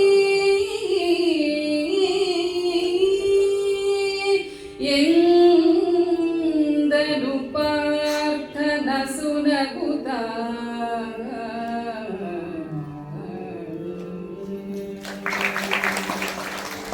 ನಾವು ವಯಸ್ಸಾದವರಪ್ಪ, ನಮಗೇನು ಗೊತ್ತಿಲ್ಲ, ಬಿರುದೆಲ್ಲ ಬೇಡ, ನಾವೆಲ್ಲ ಓಡಿಸಿದ್ದು ಸೈನ್ಯವನ್ನ, ನಮ್ಗೆಲ್ಲ ಆಗುತ್ತೆ ಅಂತ ವ್ಯಂಗ್ಯವಾಡದ ಭೀಷ್ಮನಿಗೆ ಅರ್ಜುನ ಹೇಳ್ತಾ ಇದ್ದೇನೆ, ಕಟಕಿ ಏಕೆ, ಯಾಕೆ ವ್ಯಂಗ್ಯವನ್ನ ಆಡ್ತಾ ಇದ್ದೀರಿ, ನೀವ್ಯಾರು ಅಂತ ನಮ್ಗೆ ಗೊತ್ತಿಲ್ವೇ? ಪೂರ್ವದಲ್ಲಿ ಪರಶುರಾಮನನ್ನ ಎದುರಿಸಿದವರು. ಅಂಬೆ ಮದುವೆಯಾಗುವಂತ ಭೀಷ್ಮರಿಗೆ ಕೇಳ್ತಾಳೆ, ಇವರು ಹಾರಿಸ್ಕೊಂಡು ಬಂದ ಮೇಲೆ. ಅವಳು ಒಪ್ಪೋದಿಲ್ಲ, ನಾನಿಲ್ಲ ಮದುವೆ ಆಗ್ಲಿಕ್ಕೆ ಆಗೋದಿಲ್ಲ, ನಾನು ಅಜನ್ಮ ಬ್ರಹ್ಮಚಾರಿಯಾಗಿರ್ತೇನೆ ಅಂತ ಶಪಥ ಮಾಡಿದ್ದೇನೆ, ನನಗೆ ಆಗೋದಿಲ್ಲ ಅಂತ ಹೇಳಿದಾಗ ಅವಳು ಪರಶುರಾಮರ ಬಳಿ ಒಂದು ಹೇಗೆ ಹೇಳ್ತಾಳಂತೆ, ನೋಡಿ ನಿಮ್ ಶಿಷ್ಯ ಹೇಗೆ ಮಾಡಿದ್ದಾನೆ. ಪರಶುರಾಮರು ಬಂದು ಕೇಳ್ತಾರೆ, ಇಲ್ಲಪ್ಪ, ಹೆಣ್ಮಕ್ಳು ಸವಾಸ ನಿನಗೆ ಗೊತ್ತಿಲ್ಲ, ಅವ್ರು ಹಠ ಬಿಡೋದಿಲ್ಲ, ನೀನ್ ಮದುವೆ ಆಗ್ಬಿಡು. ಆಗ ಭೀಷ್ಮಾಚಾರ್ಯ ಹೇಳ್ತಾರೆ, ಸತಿಯನೊಲ್ಲೆನು ಬ್ರಹ್ಮಚರ್ಯ ಸ್ಥಿತಿಗೆ ತಪ್ಪುವನಲ್ಲ, ನೀವು ಅನುಚಿತವನೆನೆದರೆ ನಡೆಯಿ ಕೊಯ್ವೆನು ಕಾಳುಗವ. ಮದುವೆ ಆಗೋದಿಲ್ಲ, ಬ್ರಹ್ಮಚರ್ಯ ಬಿಡೋದಿಲ್ಲ, ಇದ್ರ ಮೇಲೆ ನೀವೇನಾದ್ರೂ ಜಾಸ್ತಿ ಮಾತಾಡಿದ್ರೆ ಬನ್ನಿ ಯುದ್ಧ ಮಾಡೋಣ ಅಂತ. ಯಾಕೆ ಹೇಳ್ದ ಭೀಷ್ಮ ಆಗ ಅಂದ್ರೆ, ಅವನಿನ್ನು ಅವಾಗ ಯೌವನದ ಹುಮ್ಮಸ್ಸಿನಲ್ಲಿ ಗುರುವಿಗೆ ಬನ್ನಿ ಯುದ್ಧ ಮಾಡೋಣ ಅಂತ. ಮಾಡಿಲ್ವಾ ಅಂತೇನಿಲ್ಲ. ಪರಶುರಾಮನಿಗೂ ಭೀಷ್ಮರಿಗೂ 21 ದಿನಗಳ ಕಾಲ ಇದೇ ಕುರುಕ್ಷೇತ್ರದಲ್ಲಿ ಯುದ್ಧ ಆಗಿತ್ತು. ಮೊರತುಗಳೆಲ್ಲ ಬಂದು ಸಹಾಯ ಮಾಡಿತು ಭೀಷ್ಮನಿಗೆ, ಅನೇಕ ವಿಶೇಷವಾದ ಬಾಣಗಳನ್ನೆಲ್ಲ ಕೊಟ್ಟು ಪರಶುರಾಮನೊಂದಿಗೆ ಯುದ್ಧವನ್ನು ಮಾಡಿಸಿದ್ವು. ಕೊನೆಗೆ ನಾರದರು ಬಂದ್ರು, ಇಲ್ಲಪ್ಪ, ಪರಶುರಾಮ ವಿಷ್ಣುವಿನ ಅಂಶ, ಅವರೂ ಸೋಲೋದಿಲ್ಲ, ನೀನು ಯಾರು ಅಷ್ಟವಸು, ನೀನು ಸೋಲೋದಿಲ್ಲ, ಇಬ್ಬರು ಹೀಗೆ ಯುದ್ಧ ಮಾಡ್ತಾನೆ ಇದ್ರೆ ಕಥೆ ಏನು, ಆಯ್ತು ನೀನು ಗುರು, ಅವರು ಮರ್ಯಾದೆ ಕೊಟ್ಟು ಹೋಗು. ಅಲ್ಲಿಗೆ ನಿಲ್ಲಿಸಿ ಭೀಷ್ಮಾಚಾರ್ಯರು, ಸ್ವಾಮಿ ನೋಡಿ ಇನ್ನೂ ಮುಂದುವರಿಸ್ತೀನಿ ಅಂದ್ರೆ ಮುಂದುವರಿಸಿ, ನಾನ್ ಮಾತು ಬದಲಾಯಿಸೋಲ್ಲ ಅಂತ, ಆಯ್ತು ಹೋಗಪ್ಪ ಏನಾದ್ರು ಮಾಡ್ಕೊ ಅಂತ ಹೇಳಿ ಅಂಬೆಗೆ ಬಂದು ಹೇಳ್ತಾರಂತೆ, ನೀನುಂಟು ಅವನುಂಟು ಹೋಗು. ಮತ್ ನೋಡಿ ಯಾಕೆ ಬಿಟ್ಲ ಇಲ್ಲ, ಅದೇ ಹೆಣ್ಮಕ್ಳು ಹಠ ಬಿಡೋದಿಲ್ಲ, ಮಾಡೋದು. ಶಿವನನ್ನು ತಪಸ್ ಮಾಡಿ ಸತ್ತು ಮತ್ತೆ ಹುಟ್ಟುತ್ತ ಅವಳು ಇವ್ರನ್ನ ಕೊಲ್ಲಿಕ್ಕೆ. ಮಾರಿ ಅಂತ ಅದಕ್ಕೆ ಕರೆಯೋರು. ಯಾರು ನನ್ನ ಪಡಿಬೇಡಿ. ಸೊ ಹೀಗೆ ಭೀಷ್ಮರು ಅನ್ನೋರು ಅತ್ಯಂತ ಶಕ್ತಿವಂತರು. ಹೇಳ್ತಾ ಇದ್ದಾನೆ, ಪರಶುರಾಮರೊಟ್ಟಿಗೆ ನೀವು ಹೋರಾಡಿದ್ದೀರಿ, ಶಿವನ ಭುಜಬಲದಲ್ಲಿ ನೀವು ಅಗ್ಗಳಿಕೆ, ಶಿವನ ಭುಜಬಲಕ್ಕೆ ನಿಮ್ಮನ್ನು ಹೋಲಿಸಬಹುದು. ಅಂತಹ ಶ್ರೇಷ್ಠರು ನೀವು ನಮ್ಮ ಹತ್ರ ವ್ಯಂಗ್ಯ ಮಾಡಬೇಡಿ, ನಿಮಗೆ ಯುದ್ಧ ಬರೋದಿಲ್ಲ ಅಂತ. ನೀವು ಅವ್ರ ಹತ್ರ ಏನೇನ್ ಮಾಡಿದ್ದೀರಿ ಗೊತ್ತಿಲ್ಲ, ನಮ್ಮ ಒಂದು ವಿಶೇಷ ಬಾಣ ಪ್ರಯೋಗವನ್ನ ಇದ್ದು ವೀಕ್ಷಿಸಿ ಅಂತ ಹೇಳಿ ಅವನು ಮರಳಿ ಭೀಷ್ಮಾಚಾರ್ಯರಿಗೆ ಪಾರ್ಥ ಹೇಳ್ತಾ ಇದ್ದಾನೆ. ಅವರು ಪೂರ್ವರು ಪರಶುರಾಮ ಪ್ರವರರನು ಮೆಚ್ಚಿಸಿದೆವು.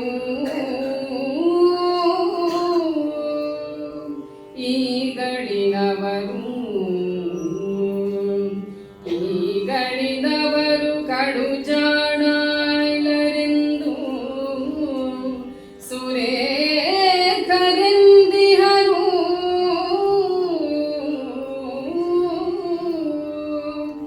ಅವರ ಮೆಚ್ಚಿಸಬಹುದು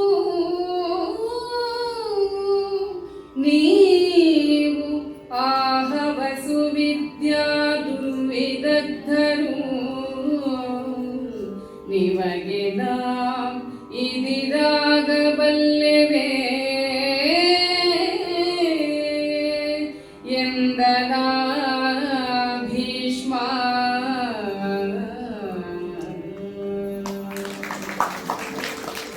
ಭೀಷ್ಮಾಚಾರ್ಯ ಹೇಳ್ತಾ ಇದ್ದಾರೆ, ಅವರು ಪೂರ್ವರು, ಅವರಾಗಲೇ ಹಳೆ ಕಥೆ ಅಪ್ಪ ಅದು.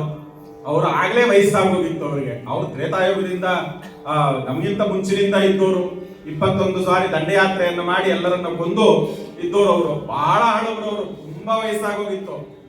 ಅವ್ರ ಮುಂದೆ ನಾವೇನೋ ಅವತ್ತು ಯುದ್ಧ ಮಾಡಿದ್ವಿ ಅಂತ ಹೇಳ್ತೀಯೇ, ವಯಸ್ಸಾದವ್ರ ಮುಂದೆ ನಾನು ಅವತ್ತು ಗರಿಕೆ ತಿಳ್ಕೊಂಡಂಗಿತ್ತು ಅಷ್ಟೇ. ಅವ್ರು ಆಯ್ತು ಬಿಡಪ್ಪ ಹೋಗು ಅಂತಂದ್ರು. ಇಲ್ಲ ಅಂದ್ರೆ ಏನೋ ಆಗೋಗ್ಬಿಡ್ತಿತ್ತೇನೋ ಅಂತ ನಾವು ಸುಮ್ಮನಾದ್ವಿ. ಅವ್ರು ನಮ್ಮನ್ನು ಮೆಚ್ಚಿರ್ಬೋದು. ನೀವ್ಯಾರು? ಯುವಕರು. ನೀವೆಲ್ಲಿ? ನಿಮ್ಮ ತೋಳ್ಬಲವೆಲ್ಲಿ? ನಾವೆಲ್ಲಿ? ನಿಮ್ಮನ್ನ ಮೆಚ್ಚಿಸ್ಲಿಕ್ಕಾಗತ್ತೆ ಈಗಿನ ಕಾಲದಲ್ಲಿ? ಖಂಡಿತ ಸಾಧ್ಯವಿಲ್ಲ. ಅದೆಲ್ಲ ಹಳೆ ಕಥೆ ಆಯ್ತು. ಅವರನ್ನ ಮೆಚ್ಚಿಸಬಹುದಾಗಿತ್ತು, ನಿಮ್ಮನ್ನ ಮೆಚ್ಚಿಸ್ಲಿಕ್ಕೆ ಆಗೋದಿಲ್ಲ. ನೀವು ಮಹಾ ಸುವಿದ್ಯಾ ಪಾರಂಗತರು, ಯುದ್ಧದಲ್ಲಿ ಧುರಧರರು.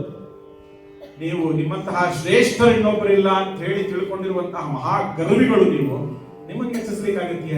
ಖಂಡಿತ ಸಾಧ್ಯ ಇಲ್ಲಪ್ಪ ಅಂತ ಹೇಳಿದಾಗ ಕಟಕಿಯಾದಂತಹ ಅರ್ಜುನ ಹೇಳ್ತಾ ಇದ್ದಾನೆ, ಬರೀ ಮಾತಾಡ್ತಿರೋ ಅಥವಾ ಏನ್ ಬಾಣಗಿಣ ಬಿಡ್ತಿರೋ ನೀವು? ಬರಿಯ ಮಾತೋ ಚಾಪ ವಿದ್ಯದುಳ್ ಅರಿತ ಉಂಟೋ ಹೊತ್ತು ಗಣೆಯದೆ ಹೆರಿಸಿರೆ ನಾರಿಯನು ನಿಮ್ಮಯ ಬಾಣ ಗರ್ಭಿಣಿಯ ಹೆರಿಸಿರೆ ಅರಿಯಬಹುದು ಎನರು ಅಹುದಹುದು ಕೈ ಮರೆಯದಿರುಕೊಳ್ಳೆನುತ ಬಪ್ಪಿರಿದು ಪಾರ್ಥನ ನದ್ದಿದನು ಬಾಣಾಂಬುರಾಶಿಯಲಿ ಪಾರ್ಥನ ನದ್ದಿದನು.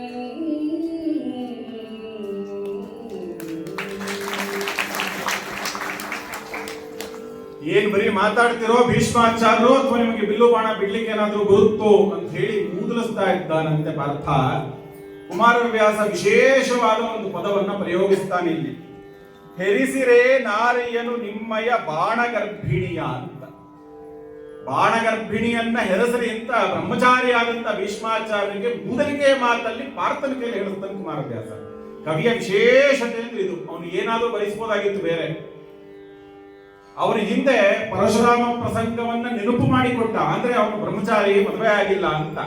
ಅವನಿಗೆ ಮೂದಲಿಕೆಯಲ್ಲಿ ಹೆರೆಸಿರೇ ನಿಮ್ಮ ಬಾಣಗರ್ಭಿಣಿಯ ಅಂತ ಪದವನ್ನು ಉಪಯೋಗಿಸ್ತಾ ಇದ್ದಾನೆ.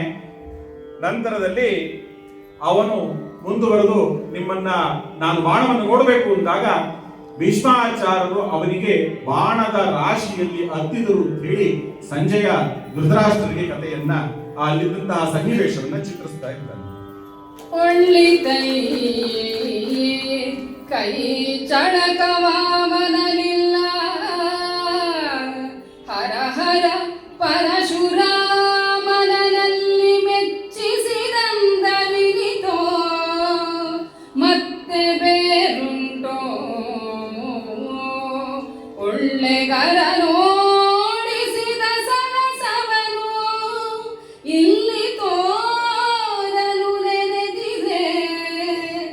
ತಪ್ಪಲ್ಲ ತಪ್ಪಲ್ಲೆನುತ ಎನ್ನುತ್ತ ಕಡೆಗಳ ಕಡಿದನ ಪಾರ್ಥ.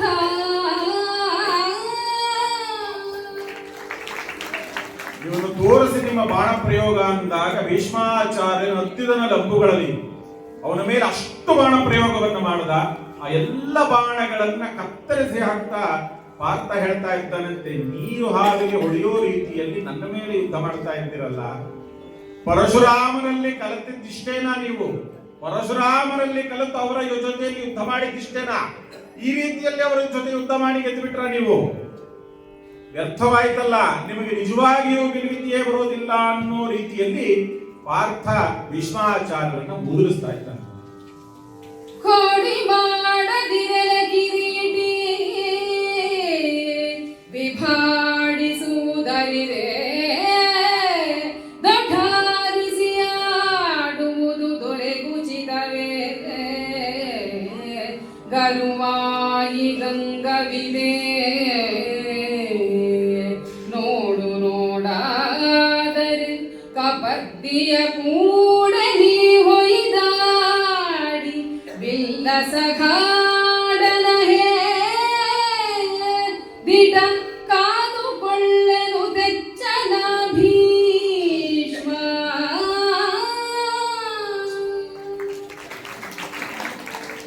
ನೀವು ನಿಜವಾಗಿಯೂ ಬಿಲ್ಲುಗಾರರೇ ಎಂಬಂತಹ ಮಾತನ್ನಾಡದಂತಹ ಪಾರ್ಥನಿಗೆ ಹೇಳ್ತಾ ಇದ್ದಾನೆ, ಕೋಡಿ ಮಾಡದಿರಳೆ ಪಾರ್ಥ, ಅಪಹಾಸ್ಯ ಮಾಡಬೇಡ. ನಿಜವಾಗಿಯೂ ನೀನು ಕ್ಷಾತ್ರಧರ್ಮವಾಗಿ ರಾಜನಾಗಿ ಈ ರೀತಿಯಲ್ಲಿ ಅಪಹಾಸ್ಯವನ್ನು ಮಾಡಬೇಡ. ನೀನು ಪರಮೇಶ್ವರನೊಂದಿಗೆ ಯುದ್ಧ ಮಾಡಿದಂತಹ ಒಂದು ಪ್ರಲಾಪವನ್ನು ನಮಗೆ ತೋರಿಸು, ನಾವು ನೋಡ್ತೇವೆ, ಕೇಳಿದ್ದೇವಷ್ಟೇ.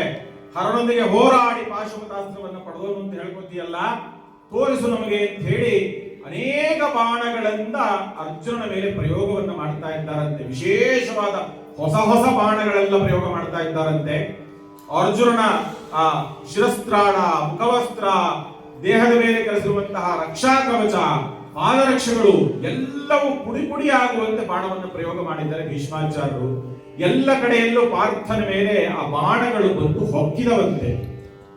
ನಂತರದಲ್ಲಿ ಹನುಮ ಮಸೆಗಂಡನು ಮುರಾಂತಕ ಕನಲಿದನು ಕಡುನೊಂದು ಪಾರ್ಥನ ತನುವಿನಲ್ಲಿ ಹೆಬ್ಬಟ್ಟೆಯಾದುದು ಬಾಣಪತಿಗರಿಗೆ ಮುನೆಯಲಗು ಮುಕ್ಕುರುಕೆ ರಥವನು ಕನಿಗೊಡಹಿ ಮುಗ್ಗಿದವು ತೇಜಿಗಳು ತೇಜಿಗಳು ಅನುವರಗೆ ಮುಖದಿರುಹಿದವು ಕಲಿಭೀಷ್ಮನು ಪಟಳಕ್ಕೆ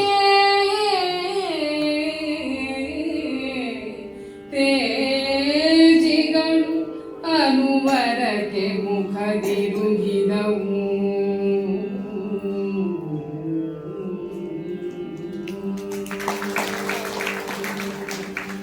ಭೀಷ್ಮರ ಬಾಣ ಪ್ರಯೋಗಕ್ಕೆ ಧ್ವಜದಲ್ಲಿದ್ದಂತಹ ಹನುಮಂತನಿಗೆ ಹೊಡೆತ ಬಿದ್ದಿದೆಯಂತೆ. ಹನುಮನು ಮಸಗಂಡನು ಅಲ್ಲಿಯೇ ಗೊಸರಿಸ್ತಾ ಇದ್ದಾನಂತೆ. ಕೃಷ್ಣನಿಗೆ ಬಾಣ ಬಿದ್ದಿದೆ, ಅವನು ಕನಲಿದನು, ಸಿಟ್ಟು ಮಾಡ್ಕೋತಾ ಇದ್ದಾನಂತೆ. ಪಾರ್ಥನ ದೇಹ ಎಂಬುವ ಹೆದ್ದಾರಿಯಲ್ಲಿ ಗಾಡಿಗಳು ಓಡಾಡೋ ರೀತಿಯಲ್ಲಿ ಬಾಣಗಳೆಲ್ಲ ಬಂದು ಬೀಳ್ತಾ ಇದೆಯಂತೆ. ಭೀಷ್ಮರು ಹೊಡಿತಾ ಇರುವಂತಹ ಅಷ್ಟೂ ಬಾಣಗಳು ಪಾರ್ಥನ ರಥಕ್ಕೆ ಹೊಡೆದಿದ್ದಾರೆ. ರಥ ಅರ್ಧ ಮುರಿದಿದೆ, ಹಿಂದಕ್ಕೆ ಹೋಗಿದೆ, ಕುದುರೆಗಳಿಗೆ ಏಟು ಬಿದ್ದಿದೆ. ಕುದುರೆಗಳು ಆ ನೋವನ್ನು ತಡಿಲಿಕ್ಕಾಗದೆ ಮುಖವನ್ನ ಕೊಡಗಿ ಹಿಂತಿರುಗುತ್ತಾ ಇದ್ದವಂತೆ. ಇಲ್ಲಿ ನಿಲ್ಲೋದು ಬೇಡ, ನಾವು ಭೀಷ್ಮಾಚಾರ್ಯರು ಯುದ್ಧ ಮಾಡಿಕೊಡ್ತಾರೆ ಅಂತ. ಈ ರೀತಿಯಾಗಿ ಅಂತ್ಯಕಾಲದ ರುದ್ರನಂತೆ ಭೀಷಣವಾಗಿ ಭೀಷ್ಮಾಚಾರ್ಯರು ಪಾರ್ಥನ ಮೇಲೆ ಬಾಣಗಳ ರಾಶಿಯನ್ನು ಸುರಿಸ್ತಾ ಇದ್ದಾರೆ. 18,000 ಬಂಡಿಗಳಲ್ಲಿ ತಂದಿದ್ದಂತಹ ಬಾಣದ ಹೊರೆಗಳೆಲ್ಲ ಖಾಲಿಯಾಗಲಿಕ್ಕೆ ಬಂದಿದೆ. ಆ ರೀತಿಯಲ್ಲಿ ಕ್ರಮೇಣ ಹೊಡಿತಲೇ ಇದ್ದಾರೆ. ಇತ್ತ ಕಡೆಯಿಂದ ಸಿಟ್ಟಾದಂತಹ ಪಾರ್ಥ ಸುರಿತಿದ್ದಂತಹ ರಕ್ತವನ್ನೆಲ್ಲ ಸೋಸಿ ಒರೆಸಿಕೊಂಡು ಬಾಣವನ್ನೆಲ್ಲ ಕಿತ್ತು ಪಕ್ಕಕ್ಕೆ ಹಾಕಿ ಮತ್ತೆ ತನ್ನ ಗಾಂಧೀವವನ್ನು ತೆಗೆದುಕೊಂಡು ಇವರ ಮೇಲೆ ಹೊಡಿತಾ ಇದ್ದಾನಂತೆ. ಭೀಷ್ಮಾಚಾರ್ಯರ ಮೇಲೆ ಹೊಡಿತಾ ಇದ್ದಾನೆ. ಮುಟ್ಟಿದ ನಂಬುಗಳು ಪಣಿಗಳು ಹುತ್ತ ಹೋಗುವಂತದಲ್ಲಿ ಅಂತಾರೆ ಕುಮಾರವ್ಯಾಸ. ಹಾವುಗಳು ಹೇಗೆ ಹುತ್ತದ ಒಳಗೆ ಹೋಗಿ ಸೇರ್ಕೊಳ್ಳಿಕ್ಕೆ ಹೋಗುತ್ತವೋ ಆ ರೀತಿಯಲ್ಲಿ ಭೀಷ್ಮಾಚಾರ್ಯರ ದೇಹಕ್ಕೆ ಬಾಣಗಳೆಲ್ಲವೂ ಹೋಗಿ ನಾಟ್ತಾ ಇದ್ದಂತೆ. ಅರ್ಜುನ ಹೊಡಿತಾ ಇರೋದು ಹೀಗೆ ಹೊಡೆದು ಅವರ ಆ ಒಂದು ದೇಹದ ರಕ್ಷಾ ಕವಚವನ್ನು ಹರಿದಿದ್ದಾರೆ. ಭೀಷ್ಮಾಚಾರ್ಯರು ಚಿನ್ನದ ತಾಳೆಯ ಮರದ ಧ್ವಜವನ್ನು, ಅವರು ತಾಳಧ್ವಜ ಅಂತ ಕರೀತಾರೆ, ಆ ಧ್ವಜವನ್ನು ಹರಿದು ಹಾಕಿದ್ದಾರಂತೆ ಅರ್ಜುನ. ಆ ರೀತಿಯಾಗಿ ಹೊಡೆದು ಆ ರೀತಿಯಾಗಿ ಶ್ರೇಷ್ಠವಾದಂತಹ ಒಂದು ಪಟುತ್ವವನ್ನು ಅವನು ತೋರಿದ್ದಾನೆ. ನೀನಾ ಕಲಿಭೀಷ್ಮ ಇಷ್ಟೇನಾ ಅಂತ ಕೇಳ್ತಾ ಇದ್ದಾನಂತೆ ಪಾರ್ಥ. ಭೀಷ್ಮನ ಪರಿಸ್ಥಿತಿಯನ್ನು ನೋಡಿ ದುರ್ಯೋಧನಾದಿಗಳು ಇಲ್ಲ ಭೀಷ್ಮನಿಗೆ ಸಹಾಯಕ್ಕೆ ಏನಾದರೂ ಮಾಡಬೇಕು ಅಂತ ಹೇಳಿ ಸುತ್ತ ಇದ್ದಂತಹ ಬೇರೆ ಅತಿರಥರನ್ನ ಅಲ್ಲಿಗೆ ಕಳಿಸ್ತಾ ಇದ್ದಾಗ ಭೀಷ್ಮ ನಿಲ್ಲಿಸ್ತಾನಂತೆ, ಯಾರು ಬರಬೇಡಿ, ಏನು ಸಹಾಯಕ್ಕೋಸ್ಕರ ಎದುರು ನೋಡಿ ಜೀವವನ್ನು ರಕ್ಷಿಸಿಕೊಳ್ಳೋದು ಅಂದ್ಕೊಂಡಿದ್ದೀರಾ? ಭೀಷ್ಮನ್ನ ಯಾರು ಬೇಕಾಗಿಲ್ಲ, ನಾನು ಒಬ್ಬನೇ ಯುದ್ಧ ಮಾಡುತ್ತೇನೆ ಅಂತ ಹೇಳಿ ತಿರುಗಿ ಮತ್ತೆ ಪಾರ್ಥನ ಮೇಲೆ ಗೊತ್ತಿದ್ದಂತ ಅಷ್ಟೂ ಅಸ್ತ್ರಗಳನ್ನು ಪ್ರಯೋಗ ಮಾಡ್ತಾ ಇದ್ದಾರೆ.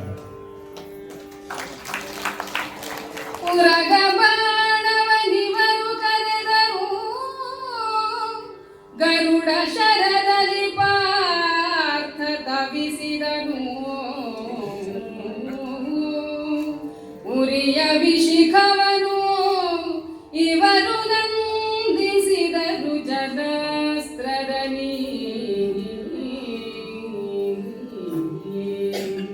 ಗಿರಿ ಶಿವಿ ಮುಖಕ್ಕೆ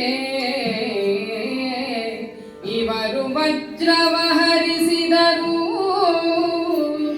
ತಿಮಿರಾಸ್ತ್ರವೆದ್ದರೆ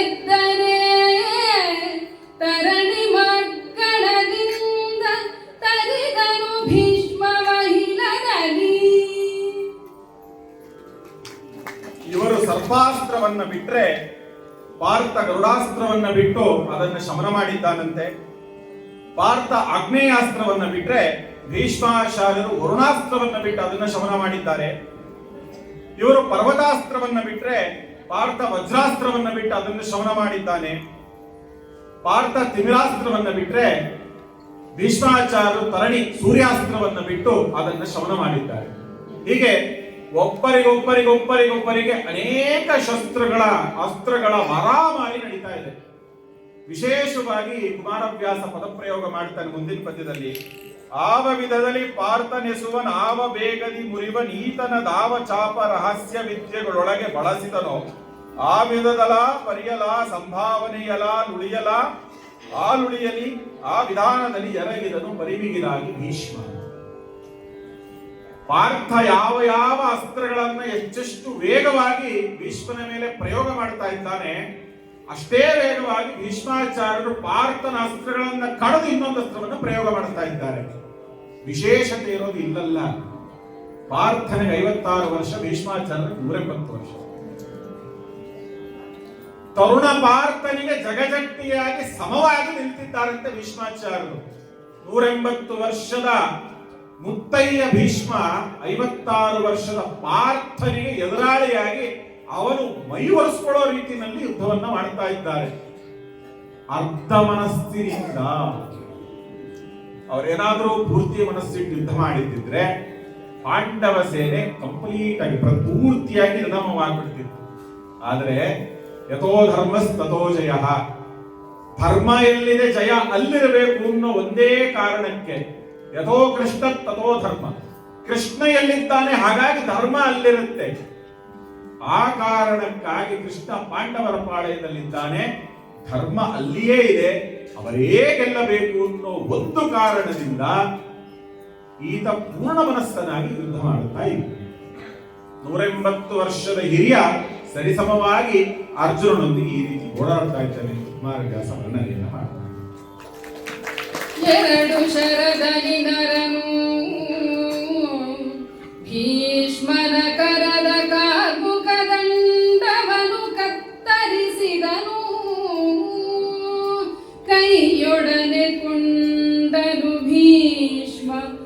ಹೊಸ ಧನುವ ಭೀಷ್ಮ ಕೈಯೊಡನೆ ಹೊಸ ಧನುವ ಕೊಂಡನು ಸರಳ ಸೂಟಿಯ ತೋರಿಸಿದಡೆ ಅಪ್ಪರಿಸಿ ಫಲುಗುಣನು 5 ಬಾಣದಲರಿ ಭಟನ ಚಾಪವನು ಕಡಿಮೂರಾಗಿ ಖಂಡಿಸಿದ. ಅರ್ಜುನ ನೋಡಿದ, ಓಹೋ ಮುತ್ತಯ್ಯ, ತಾತ ಇಷ್ಟು ಸೊಗಸಾಗಿ ಯುದ್ಧ ಮಾಡ್ತಾ ಇದ್ದಾರೆ ಅಂತ ಹೇಳಿ ಮಾಡ್ತೇನೆ ಇವರಿಗೆ ಅಂತ ಹೇಳಿ ಅವರ ಕಾರ್ಮುಖ ದಂಡವನ್ನು, ಆ ಬಿಲ್ಲನ್ನ 2 ಬಾಣಗಳನ್ನ ಬಿಟ್ಟು ತುಂಡರಿಸಿಬಿಟ್ಟಿದ್ದಾನಂತೆ. ಅವರು ಮತ್ತೊಂದು ಬಿಲ್ಲನ್ನು ತಗೊಂಡ್ರು. ಆ ಬಿಲ್ಲನ್ನ ಹೊಸದನವನ್ನ ಮತ್ತೆ 5 ಬಾಣಗಳನ್ನ ಪ್ರಯೋಗ ಮಾಡಿ 3 ಛಿದ್ರ ಮಾಡಿ ಅದನ್ನ ಮತ್ತೆ ತುಂಡರಿಸಿದ್ದಾನಂತೆ. ಕುಮಾರವ್ಯಾಸ ಬರೀತಾನೆ, ಸರಳುಗಳು ಸವೆದವು ಸಮರದಲ್ಲಿ, ಬಾಣಗಳು ಸವಿತಾ ಇದ್ದವಂತೆ. ಹೊಸ ಬಾಣಗಳೇ ಸವಿಯೋ ರೀತಿಯಲ್ಲಿ ಮುನ್ನುಗ್ಗಿ ಒಂದರ ಹಿಂದೆ ಒಂದು ಹೋಗಿ ಸವಿತಾ ಇದೆ ಎನ್ನುವ ರೀತಿಯಲ್ಲಿ ಕುಮಾರವ್ಯಾಸ ವರ್ಣನೆಯನ್ನು ಮಾಡ್ತಾನೆ. ಈ ರೀತಿಯಲ್ಲಿ ಭೀಷ್ಮರ ಆ ಒಂದು ಬಿಲ್ಲನ್ನ ತುಂಡರಿಸಿ ಅರ್ಜುನ ಅವರಿಗೆ ಮತ್ತೆ ಬಿಲ್ಲು ತಗೊಳ್ಳೋ ರೀತಿಯಲ್ಲಿ ಮಾಡ್ತಾ ಇದ್ದಾರೆ. ಮತ್ತೆ ಹೊಸ ಚಾಪದಲ್ಲಿ ಭೀಷ್ಮನು ಮೃತ್ಯು ಖತಿಗೊಂಡಂತೆ ಶರದಲ್ಲಿ ಕೆತ್ತನ ಆಕಾಶವನ್ನು ಕಡಿದನು ಪಾರ್ಥ ನಿಮಿಷದಲ್ಲಿ ಮುತ್ತಯ್ಯನ ಕರತಳದ ಧನುವನು ಪಾರ್ಥ ನಿಮಿಷದಲ್ಲಿ ಕತ್ತರಿಸಿದನು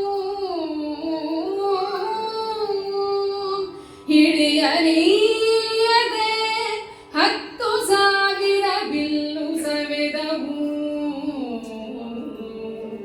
ಉರುಪಿತಾಮಹನ ಬಿಲ್ಲು 10,000 ಸವೆದವು.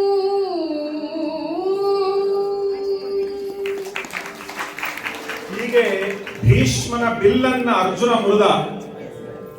ಸಿಟ್ಟು ಬಂದು ಬಿಡ್ತು ಭೀಷ್ಮನಿಗೆ. ಮೃತ್ಯು ಕಥಿಗೊಂಡಂತೆ ಅಂತ ಬರೀತ ಕುಮಾರವ್ಯಾಸ. ಮೃತ್ಯು ದೇವತೆಯೇ ಸಿಟ್ಟಾದಂತೆ ಹೊಸ ಬಿಲ್ಲನ್ನ ತೆಗೆದುಕೊಂಡು ಆಕಾಶ ತುಂಬುವಂತೆ ಬಾಣಗಳನ್ನ ಭೀಷ್ಮ ಪ್ರಯೋಗ ಮಾಡಿದ್ದಾನಂತೆ. ಅಷ್ಟೂ ಬಾಣಗಳನ್ನ ಪಾರ್ಥ ಕಡದಿದ್ದಲ್ಲದೆ ಪ್ರತಿಯಾಗಿ ಹೊಸ ಬಿಲ್ಲನ್ನ ತೆಗೆದುಕೊಂಡಾಗಲೂ ಆ ಬಿಲ್ಲನ್ನ ಅಲ್ಲಿಯೇ ತುಂಡರಿಸಿ 10,000 ಬಿಲ್ಲುಗಳನ್ನ ತುಂಡು ಮಾಡಿದ್ದಾನಂತೆ ಪಾರ್ಥ. 10,000 ಹೇಗೆ ಅಂದ್ರೆ 12,000 ತರಿಸಿದ್ದವನು. ಆ 12,000ದಲ್ಲಿ 10,000 ಇವನೇ ತುಂಡರಿಸಿದ್ದಾನೆ ಪಾರ್ಥ. 10,000 ಬಿಲ್ಲುಗಳನ್ನು ತುಂಡು ಮಾಡಿದ್ದಾನೆ ಭೀಷ್ಮನದ್ದು. ಅವನಿಗೆ ಸಿಟ್ಟು ಬಂದು ಬಿಟ್ಟಿದೆ. ಭೀಷ್ಮ ಮತ್ತೊಂದು ಬಿಲ್ಲನ್ನು ತಗೊಂಡು ಗಿಡಿ ಅಂತ ಹೇಳಿ ಕಿರುಗಂಟೆ ನಾದವನ್ನು ಮಾಡುವಂತಹ ಶಕ್ತ್ಯಾಯುಧವನ್ನ ಅವನ ಮೇಲೆ ಪ್ರಯೋಗ ಮಾಡಿದ್ದಾನೆ. ಆ ಶಕ್ತ್ಯಾಯುಧವನ್ನ 1,000 ಬಾಣಗಳಿಂದ ಅರ್ಜುನ ಸವೆಸಿದ್ದಾನಂತೆ. ನಂತರದಲ್ಲಿ ಅರ್ಜುನ ಒಂದು ದೊಡ್ಡದಾದ ಈಟಿಯನ್ನು ತೆಗೆದುಕೊಂಡು ಅದಕ್ಕೆ ದೊಡ್ಡ ಗಂಟೆಯನ್ನು ಕಟ್ಟಿ ಭೀಷ್ಮರ ಮೇಲೆ ಪ್ರಯೋಗ ಮಾಡಿದ್ದಾರೆ. ಭೀಷ್ಮ ಅದು ಹತ್ತಿರ ಬರುವತ್ತಲೆಯೇ ಕತ್ತರಿಸಿ ತುಂಡಾಕಿದ್ದಾರಂತೆ. ಈ ರೀತಿಯಲ್ಲಿ ಘನಘೋರ ಯುದ್ಧವು ನಡೀತಾ ಇದೆ. ಕುಮಾರವ್ಯಾಸ ಮುಂದುವರೆದು ಹೇಳ್ತಾ ಇದ್ದಾನೆ, ಆವ ದಿವ್ಯಾಸ್ತ್ರವನ್ನು ಅರ್ಜುನನು ಹೂಡಿದರೆ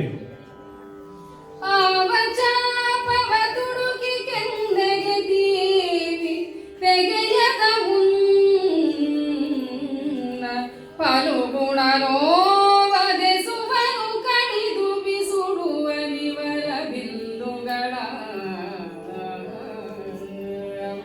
ಆವ ದಿವ್ಯಾಸ್ತ್ರವನು ಕುಂತಿಯ ಮಾವ ತೊಡುವನು ತೊಡದ ಮುಂದ ಶರಾವಳಿಯ ಮುಂಕೊಂಡು ಖಂಡಿಸಿ ಪ್ರಾರ್ಥನಿಸುತ್ತಿದ್ದ.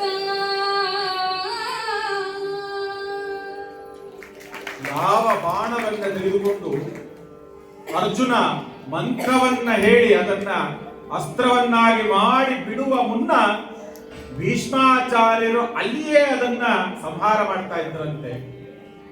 ಭೀಷ್ಮರು ಯಾವ ರೀತಿಯಲ್ಲಿ ಮಂತ್ರವನ್ನ ಹೇಳಿ ಬಾಣವನ್ನ ಬಿಡುವ ಮುನ್ನ ಅರ್ಜುನ ಅದನ್ನು ಅಲ್ಲಿಯೇ ಸಂಹಾರ ಮಾಡ್ತಾ ಇದ್ದಂತೆ. ಇಬ್ಬರು ಜಂಟಿಯಾಗಿ ಒಬ್ಬರಿಗೊಬ್ಬರು ಎರಡು ಮದಗಜಗಳಂತೆ ಯುದ್ಧವನ್ನ ಮಾಡ್ತಾ ಇದೆ. ನಂತರದಲ್ಲಿ ಭೀಷ್ಮಾಚಾರ್ಯರು ಬಿಲ್ಲು ಎತ್ತಕ್ಕಾಗದೇ ರೀತಿಯಲ್ಲಿ ಅರ್ಜುನ ಬಾಣ ಪ್ರಯೋಗಗಳನ್ನು ಶುರು ಮಾಡಿದ. ಕ್ರಮೇಣ ಭೀಷ್ಮಾಚಾರ್ಯರ ಶಕ್ತಿ ಕುಂದಿತು ಎಂಬಂತೆ ಭಾಸವಾಯಿತು.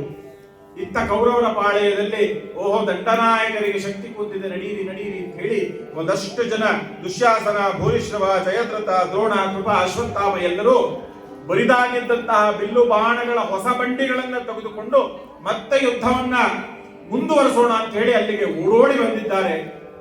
ಇತ್ತ ಪಾರ್ಥನೊಬ್ಬನೇ ಆಗಿದ್ದಾನಲ್ಲ ಅಂತ ಹೇಳಿ ಪಾಂಡವರ ಪಾಳೆಯದಲ್ಲಿ ನರನ ಬೆಂಬಲವಾಗಿ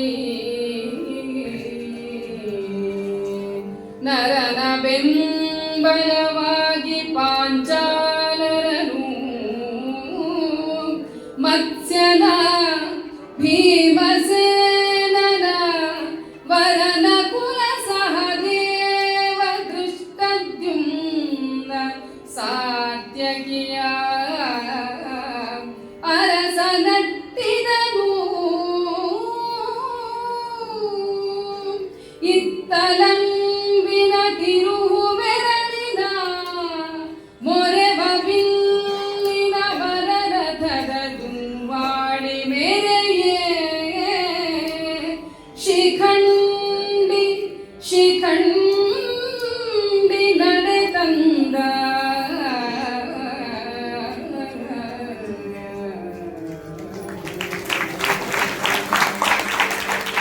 ಅತ್ತ ಭೀಷ್ಮನ ಒಂದು ಸಹಾಯಕ್ಕಾಗಿ ಕೌರವ ಪಾಳೆಯದ ಅಷ್ಟು ಅತಿರಥ ಮಹಾರಥರು ಬಂದಿದ್ದನ್ನು ನೋಡಿ ಧರ್ಮರಾಯ ಪಾರ್ಥ ಒಬ್ಬನೇ ಆಗಿಬಿಟ್ನಲ್ಲ ಅಂತ ಹೇಳಿ ಇತ್ತ ಪಾಂಚಾಲ, ಮತ್ಸ್ಯ, ಭೀಮಸೇನ, ನಕುಲ, ಸಹದೇವ, ದೃಷ್ಟದ್ಯುಮ್ನ, ಸಾತ್ಯಕಿ ಅವರೆಲ್ಲರನ್ನ ನೀವು ಒಂದಷ್ಟು ಬಾಣಗಳನ್ನ ಬಿಲ್ಲುಗಳನ್ನು ತೆಗೆದುಕೊಂಡು ಪಾರ್ಥನೊಟ್ಟಿಗೆ ಹೋಗಿ ಯುದ್ಧ ಇನ್ನೂ ಅತ್ಯಂತ ಶ್ರೇಷ್ಠವಾಗಿ ಮುಂದುವರಿಯುತ್ತೆ, ಇದರಲ್ಲಿ ನಮಗೆಲ್ಲರಿಗೂ ಇದರ ಅವಶ್ಯಕತೆ ಇದೆ ಅಂತ ಹೇಳಿ ಕಳಿಸಿದ್ದಾನೆ.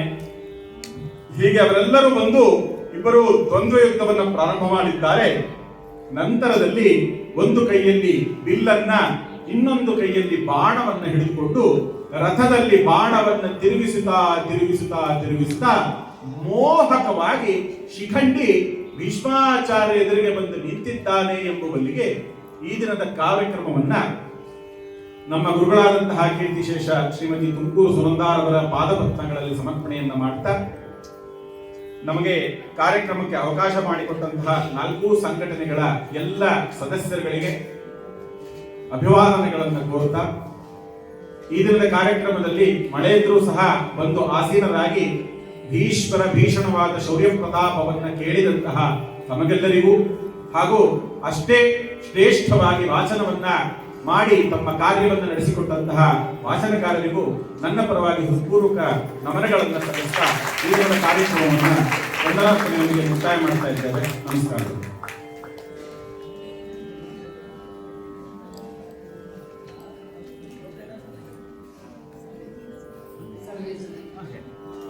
ಸರ್ವೇ ಜನಾಃ ಸುಖಿನೋ ಭವಂತು, ಸಮಸ್ತ ಸನ್ಮಂಗಳಾನಿ